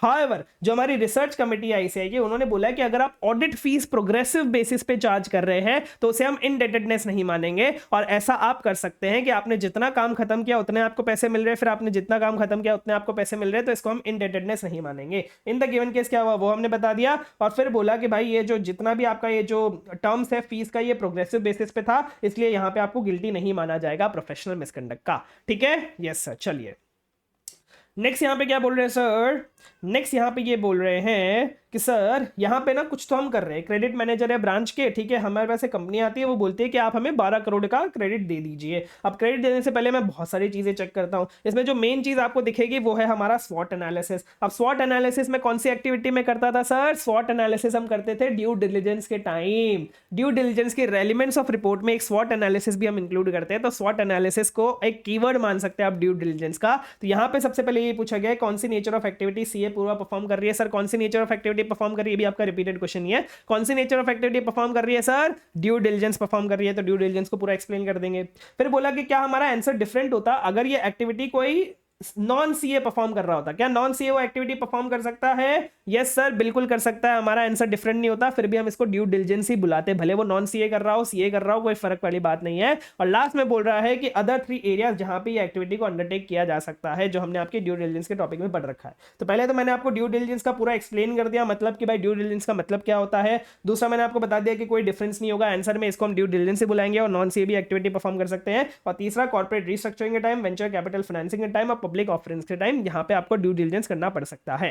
ठीक है, यस सर। चलिए नेक्स्ट क्या है, नेक्स्ट आपका ये बोल रहा है, ये भी आपका रिपीटेड क्वेश्चन ही है। इसमें क्या हुआ सर, जब हम ओवरऑल रिव्यू कर रहे थे आपके फाइनेंशियल स्टेटमेंट्स का बाय द स्टैट्यूटरी ऑडिटर, तो फिर है ना कुछ कुछ एरर्स हुए थे ब्रांच में, जो ब्रांच ऑडिटर ने अपनी रिपोर्ट में हाईलाइट नहीं कर रखे थे। अब मैं हूं स्टैट्यूटरी ऑडिटर यार, मैं क्या हर ब्रांच में जाके ऑडिट करूंगा? नहीं सर, मैं तो ब्रांच ऑडिटर की रिपोर्ट में हाईलाइट देखूंगा। अब ब्रांच ऑडिटर की रिपोर्ट में तो मुझे कुछ भी नहीं दिख रहा। मैंने सॉफ्ट कॉपीज मंगा ली इंटरनल इंस्पेक्शन रिपोर्ट्स की, लेकिन फिर भी मुझे ये सारे लैप्सेस, ये सारे वायलेशंस नहीं दिख रहे थे, और इसमें कोई भी मतलब वो रिपोर्ट में भी कुछ ऐसा लिखा हुआ नहीं था। तो क्या मैं इन लैप्सेस के लिए रिस्पॉन्सिबल होऊंगा क्या, जो ब्रांच में हुए हैं? एंड दूसरी चीज, क्या प्रिकॉशंस मुझे लेने चाहिए थे अपने ओपिनियन को एक्सप्रेस करते टाइम इन सिचुएशंस की पॉसिबिलिटी को ध्यान में रखते हुए? तो सबसे पहली चीज हमने ऐसे 600 में पढ़ा हुआ है कि सर आप रिस्पॉन्सिबल नहीं हो उन काम के लिए जो अदर ऑडिटर्स ने काम किया है, एक्सेप्ट उन सर्कमस्टेंसेज में जहां पे आपका सस्पिशन अराइज होना चाहिए था। मतलब अगर हम रिपोर्ट को पढ़ते और रिपोर्ट में कुछ गलत चीजें लिखी होती और फिर भी हम उस रिपोर्ट पे भरोसा करके आगे बढ़ गए होते, तब हमारी रिस्पॉन्सिबिलिटी होती। लेकिन यहां पे तो भाई मैंने जितना रिपोर्ट का रिव्यू कर सकता था उतने रिपोर्ट का रिव्यू मैंने किया, ब्रांच ऑडिटर की रिपोर्ट भी देखी, लेकिन उसमें कुछ गलत चीजें है ही नहीं। तो मुझे कैसे पता चलेगा इस पर्टिकुलर सिचुएशन में? अगर ब्रांच ऑडिटर ही वो चीज हाईलाइट नहीं करेगा तो मुझे कैसे पता चलेगा? तो यहां पे मेरी कोई रिस्पॉन्सिबिलिटी नहीं है। ठीक है, यस सर। और ये बोल रहे हैं कि जब भी आप अपना ओपिनियन बेस करते हो फाइनेंशियल स्टेटमेंट्स में जहां पे किसी और ऑडिटर ने भी अपना काम किया होता है, तो फिर आपको डिवीजन ऑफ रिस्पॉन्सिबिलिटी के बारे में बताना पड़ता है अपने ऑडिट रिपोर्ट में कि देखो भाई इतना काम मैंने किया है, इतना काम सामने वाले ऑडिटर ने किया है। ठीक है, yes sir. In the given situation हमारे पास तो कुछ भी पता नहीं चला जिससे हमें कोई सस्पिशन अराइज होना चाहिए था रिलायबिलिटी के बारे में, इसलिए मैं रिस्पॉन्सिबल नहीं हूं ब्रांच ऑडिटर के काम के लिए। ब्रांच ऑडिटर ही रिस्पॉन्सिबल रहेगा। बस मुझे अपनी रिपोर्ट में क्लियरली बताना पड़ेगा कि देखो भाई इतने इतने यूनिट्स जो है वो ब्रांच ऑडिटर ने ऑडिट किए हैं। यहां पे इस पर्टिकुलर केस में 96 production and sales unit branch auditor ने ऑडिट किए थे। ठीक है, यस सर। चलिए नेक्स्ट क्या बोल रहे हैं सर, नेक्स्ट भी आपका सेम रिपीटेड क्वेश्चन है। यहां पे क्या हुआ है सर, यहां पे हमने लुधियाना ब्रांच ने स्क्लिम लिमिटेड को 300 करोड़ की क्रेडिट फैसिलिटी ग्रांट करी है। अब क्योंकि आपके प्रैक्टिकली क्या होता है ना, ये जो क्रेडिट फैसिलिटी हम ग्रांट करते हैं इसके सब लिमिट्स डिवाइड कर दिए जाते हैं, अलग अलग ब्रांचेस को डिवाइड कर दिए जाते हैं। इसमें 3 ब्रांचेस को सब लिमिट डिवाइड किए गए हैं, अमृतसर को, पटियाला को और राजपुरा ब्रांचेस को। 3 ब्रांचेस को सब लिमिट दे दिया कि 300 करोड़ को बांट दिया बेसिकली 3 ब्रांचेस में। अब यहां पे हुआ क्या, अमृतसर ब्रांच का जो मैनेजर है उसने ये नोटिस किया कि कोई क्रेडिट ट्रांजेक्शन नहीं है उसके सब लिमिट अकाउंट में for more than 90 days as on 31 मार्च 2025। तो अमृतसर ब्रांच बोल रही है कि भाई देखो मेरे को तो 90 डेज से ज्यादा, कोई 90 डेज हो गए, 90 डेज से ज्यादा हो गए, लेकिन मुझे कोई भी क्रेडिट नहीं मिला है। मतलब ये एनपीए की तरफ इशारा करने की कोशिश कर रहे हैं कि भाई अमृतसर ब्रांच को, अगर मैं सिर्फ अमृतसर ब्रांच को देखूं तो ये एनपीए माना जाना चाहिए। अब बताइए as a statutory branch auditor of Ludhiana branch की, मैं इस लुधियाना ब्रांच का स्टैट्यूटरी ब्रांच ऑडिटर हूं, मैं इस एसेट को कैसे क्लासिफाई करूंगा? एंड ऑल्सो आप मुझे बताइए कि अमृतसर ब्रांच इस एसेट को कैसे क्लासिफाई करेगी।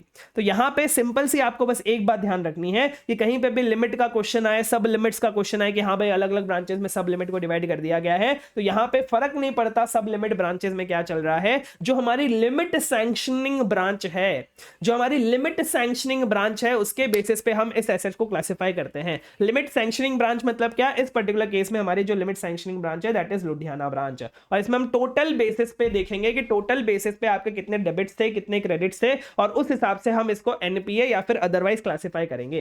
तो ये क्या बोल रहा है कि भाई हो सकता है कि आपके एक ब्रांच से अलग अलग सब लिमिट में हमने दिया हो। इन सच केस जो आपका एनपीए है ना, वो हम आपकी लिमिट सैंक्शनिंग ब्रांच डिसाइड करती है ओवरऑल सैंक्शन लिमिट को देखते हुए। इंडिविजुअल ब्रांचेस में हम नहीं देखते कि अच्छा इस इंडिविजुअल ब्रांच में 90 दिन से क्रेडिट नहीं आ रखा तो यहां पे एनपीए मार्क कर देंगे, यहां पे एनपीए मार्क नहीं करेंगे, ऐसा नहीं होता है भाई। वो limit sanctioning branch overall basis पे देखती है, टोटल बेसिस पे देखती है। हो सकता है इस पर्टिकुलर ब्रांच में कोई क्रेडिट ना आ रखा हो, दूसरी ब्रांच में बहुत ज्यादा क्रेडिट आ रखा हो, तो दोनों नेट ऑफ होकर ऐसा दिखेगा कि हाँ भाई ये एनपीए नहीं है। तो बेसिकली लिमिट सैंक्शनिंग ब्रांच देखती है ओवरऑल बेसिस पे।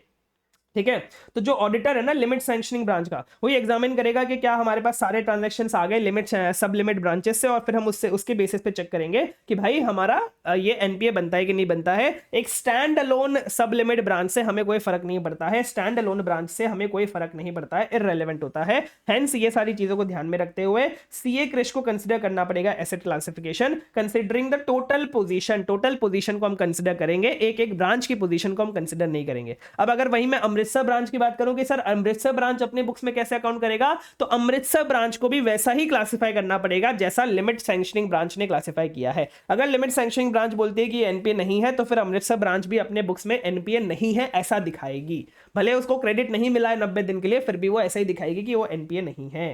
ठीक है, यस सर, ये बात आप ध्यान रखिएगा, बढ़िया कॉन्सेप्ट है। नेक्स्ट यहाँ पे भी ये भी रिपीटेड क्वेश्चन है आपका ऐसे 540 का। यहाँ पे बोला गया मैनेजमेंट बोल रही है कि तुम्हें प्रीवियस ईयर के अकाउंटिंग एस्टिमेट्स को रिव्यू करने की क्या जरूरत आन पड़ी, प्लीज तुम उसे रिव्यू मत करो भाई, वो तो तब हमने बनाए थे जब इन्फॉर्मेशन उस पीरियड प्रायर पीरियड में जो इन्फॉर्मेशन अवेलेबल थी उसके बेसिस पे हमने वो अकाउंटिंग एस्टिमेट बनाए थे।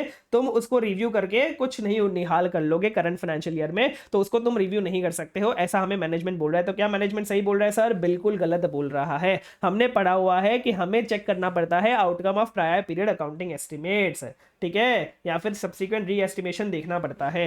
अब यहाँ पे जो आउटकम है इससे हमें पता चलता है कि हाँ भाई ये जो प्रायर पीरियड में अकाउंटिंग एस्टिमेट्स बनाए गए थे वो कितने अच्छे से बनाए गए थे। इफेक्टिवनेस देखते हैं हम मैनेजमेंट के प्रायर पीरियड एस्टिमेशन प्रोसेस की, हमें ऑडिट एविडेंस मिलता है री एस्टिमेशन के बारे में, फिर हमें ऑडिट एविडेंस मिलता है एस्टिमेशन अनसर्टेनिटी के बारे में। ठीक है, ये आप एक बार ध्यान दे देना, मैनेजमेंट को हम डिस्क्लेमर भी दे देंगे कि आप टेंशन मत लीजिए, हम यहाँ पे जो रिव्यू कर रहे हैं इससे हम आपके जजमेंट्स को क्वेश्चन नहीं करने वाले हैं प्रायर पीरियड में, क्योंकि हमें पता है कि वो जो जजमेंट्स आपने बनाए थे वो उस इंफॉर्मेशन के बेसिस पे बनाए थे जो प्रायर पीरियड में अवेलेबल थी। ठीक है, तो उसकी टेंशन मत लीजिए, लेकिन फिर भी हमें प्रायर पीरियड अकाउंटिंग एस्टिमेट्स का तो रिव्यू करना पड़ेगा। तो ये जो मैनेजमेंट का कंटेंशन है कि वो रिव्यू करने नहीं देंगे, ये बिल्कुल गलत है। ठीक है, यस सर। नेक्स्ट आपका क्वेश्चन है, ये भी आपका एसडीजी का रिपीटेड क्वेश्चन है। यहाँ पे बोला गया एक प्रिंसिपल हमें बोलता है कि जो भी हमारे बिजनेस डिसीजन है किसी भी ऑर्गेनाइजेशन के, वो ओपन टू डिस्क्लोजर होने चाहिए एंड एक्सेसिबल होने चाहिए रेलेवेंट इंटरेस्टेड पार्टीज को। ये कौन से प्रिंसिपल में आता है सर? सबसे पहला है अगर एथिक्स एंड ट्रांसपेरेंसी के साथ काम करके,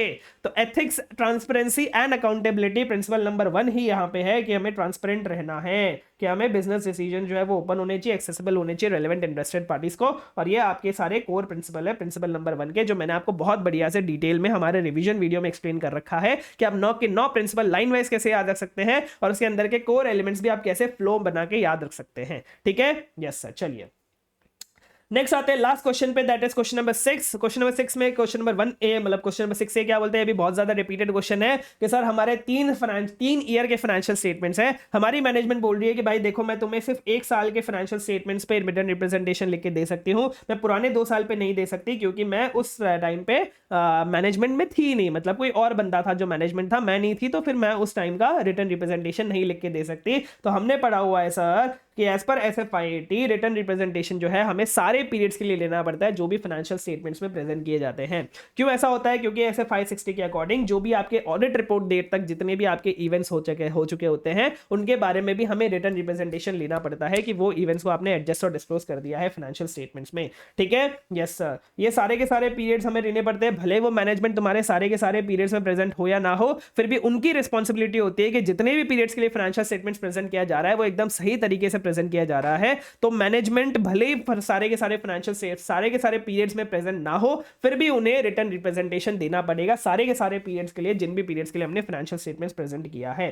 ये सारी चीजें यहां पे लिखी गई हैं। चलिए नेक्स्ट क्या बोल रहा है सर? नेक्स्ट ये बोल रहा है कि ये भी आपका रिपीटेड क्वेश्चन है कि डोमेन नेम हमने सेल किया है 3,50,000 के रॉयल्टी पे, क्या हम ऐसा कर सकते थे सर बिना ऐसे के परमिशन के? तो नहीं कर सकते थे, इसके लिए हमें स्पेशल परमिशन लेनी पड़ती है, जनरल परमिशन में कवर्ड नहीं है। तो यहाँ पे सीए दीपाली को गिल्टी माना जाएगा प्रोफेशनल मिसकंडक्ट का। तो यही बोला गया है किसी दूसरे बिजनेस में एंटर नहीं करने का। क्लॉज 11 पार्ट 1 फर्स्ट शेड्यूल में बोला गया कि किसी और बिजनेस में आप एंटर नहीं कर सकते हो। रेगुलेशन 190A में आपको बताया गया है कि आप कौन कौन से बिजनेस में एंटर कर सकते हो, और उसमें आपका ये वाला जो पर्टिकुलर बिजनेस था रॉयल्टी का, मतलब डोमेन नेम सेल करने का, वो बिजनेस कवर्ड नहीं था। तो इन द गिवन केस क्या हुआ वो हमने बता दिया, और फिर बोला कि यहाँ पे सीए दीपाली को गिल्टी माना जाएगा प्रोफेशनल मिसकंडक्ट का। ठीक है, यस सर। लास्ट 2 क्वेश्चन है, लास्ट दूसरा क्वेश्चन क्या बोल रहा है हमें? ये बोल रहा है कि सर यहाँ पे ना हमारा क्या हुआ है, हमें इंटरनल ऑडिटर किसी भी कंपनी के, और हम इंटरनल कंट्रोल देख रहे हैं कंपनी के, हमने डिपार्टमेंट्स को विजिट किया और हमें पता चला कि सर इनका जो स्टोर मैनेजर है मिस्टर अभिषेक, जो रिस्पॉन्सिबल है इन्वेंट्री को मेंटेन करने के लिए, वो इन्वेंट्री रिकॉर्ड्स भी रखता है। वाह क्या बात है, जिसके पास इन्वेंट्री उसके पास इन्वेंट्री रिकॉर्ड्स है। दूसरा, कंपनी का स्टाफ जो है वो सेम रोल पे काम कर रहा है 7 ईयर्स पे बिना किसी रोटेशन के। फाइनेंस मैनेजर जो मिस्टर कृष्णा है वो तो भाई कभी उसकी ड्यूटी ही हमने चेंज नहीं करी है, जब से उसने कंपनी को ज्वाइन किया वो एक ही ड्यूटी पे काम कर रहा है। तीसरी चीज, जो हमारा हेड है प्रोक्योरमेंट का मिस्टर सुमित, उसके पास कंप्लीट कंट्रोल है परचेजिंग का, गुड्स को रिसीव करने का, पेमेंट्स को अप्रूव करने का, और उसके एक्शंस को कोई भी रिव्यू नहीं करता है। अब बताइए क्या general conditions pertaining to internal check system present है या फिर नहीं है? क्या इसका वायलेट हो रहा है? बिल्कुल वायलेट हो रहा है, तीनों केसेस में वायलेट हो रहा है। क्योंकि सर सबसे पहली चीज, आपका जो अभिषेक स्टोर मैनेजर है जो मेंटेन कर रहा है इन्वेंटरी रिकॉर्ड्स को, उसके पास खुद के पास इन्वेंटरी कस्टडी है, ये आपके वायलेट करता है उस प्रिंसिपल को जहां पे बोला गया है कि फिजिकल कस्टडी ऑफ एसेट्स को उन बंदों के पास नहीं होना चाहिए जिनके पास अकाउंटिंग रिकॉर्ड्स का एक्सेस है। सबसे पहली चीज ये। दूसरी चीज, ये आपका रिस्क असेसमेंट इंटरनल कंट्रोल का टॉपिक है। दूसरी चीज कि सर स्टाफ रोटेशन आपका लैक हो रहा है, आप स्टाफ को बार बार रोटेट नहीं कर रहे हो। यहां पे एक आपका जनरल कंडीशन जो है वो वायलेट हो रहा है, दैट टॉक्स अबाउट कि आपके एक पर्सन के पास सेम फंक्शन नहीं होना चाहिए बहुत सारे टाइम के लिए। वहां पे तो डायरेक्ट पॉइंट दिया हुआ था कि आपको जॉब रोटेशन करते रहना पड़ेगा जनरल कंडीशन में। और तीसरा पॉइंट ये है कि कंप्लीट कंट्रोल है पूरे के पूरे प्रोक्योरमेंट प्रोसेस का। ये भी बहुत ज्यादा गलत है, क्योंकि वहां पे लिखा गया था कि कोई भी एक पर्सन के पास पूरे बिजनेस ऑपरेशन का कंट्रोल नहीं होना चाहिए। इसको हमें डिवाइड करना पड़ेगा, अलग अलग टास्क को अलग अलग लोगों को देना चाहिए, लेकिन यहां पे हमने ऐसा नहीं किया है, तो इसमें हमने वॉयलेट किया है general condition of internal check. ठीक है, यस सर। लास्ट क्वेश्चन है सर, लास्ट क्वेश्चन क्या बोल रहा है सर? ये भी आपका रिपीटेड क्वेश्चन है कि हमने अपने इंटरनल ऑडिटर को बोला कि आप हमें डायरेक्ट असिस्टेंस प्रोवाइड कर दीजिए सिग्निफिकेंट अकाउंटिंग एस्टिमेट्स को इवैल्यूएट करने के लिए और रिस्क ऑफ मटेरियल मिसस्टेटमेंट को एसेस करने के लिए। क्या हम ऐसा बोल सकते थे? बिल्कुल नहीं बोल सकते थे। क्यों नहीं बोल सकते थे? क्योंकि हमने पढ़ा है कि सर डायरेक्ट असिस्टेंस हम सिग्निफिकेंट जजमेंट्स के लिए यूज नहीं कर सकते हैं। सिग्निफिकेंट जजमेंट्स में ये दोनों चीजें आपकी कवर होती है। सबसे पहला assessing the risk of material misstatement, और दूसरा आपका सिग्निफिकेंट अकाउंटिंग एस्टिमेट्स को इवैल्यूएट करना। तो हम यहाँ पे इस पर्टिकुलर केस में डायरेक्ट असिस्टेंस नहीं ले सकते हैं इंटरनल ऑडिटर का इन दो पर्टिकुलर एक्टिविटीज के लिए। ये था आपका पूरा MTP2 September 25 CA final audit. I hope आपको सारी चीजें बहुत अच्छे से क्लियर हो गई होंगी। अगर आपको ये वीडियो पसंद आया तो प्लीज लाइक कर दीजिएगा, अपने दोस्तों के साथ शेयर कर दीजिएगा, इस चैनल को सब्सक्राइब कर लीजिए। बहुत सारे आपके लिए वीडियोस आने वाले हैं सितंबर 25 के लिए। पीडीएफ आपको टेलीग्राम चैनल पर मिल जाएगा। इस बार ऑडिट में एग्जामिनेशन पार, बस दुआ में याद रखना। Thank you, bye bye.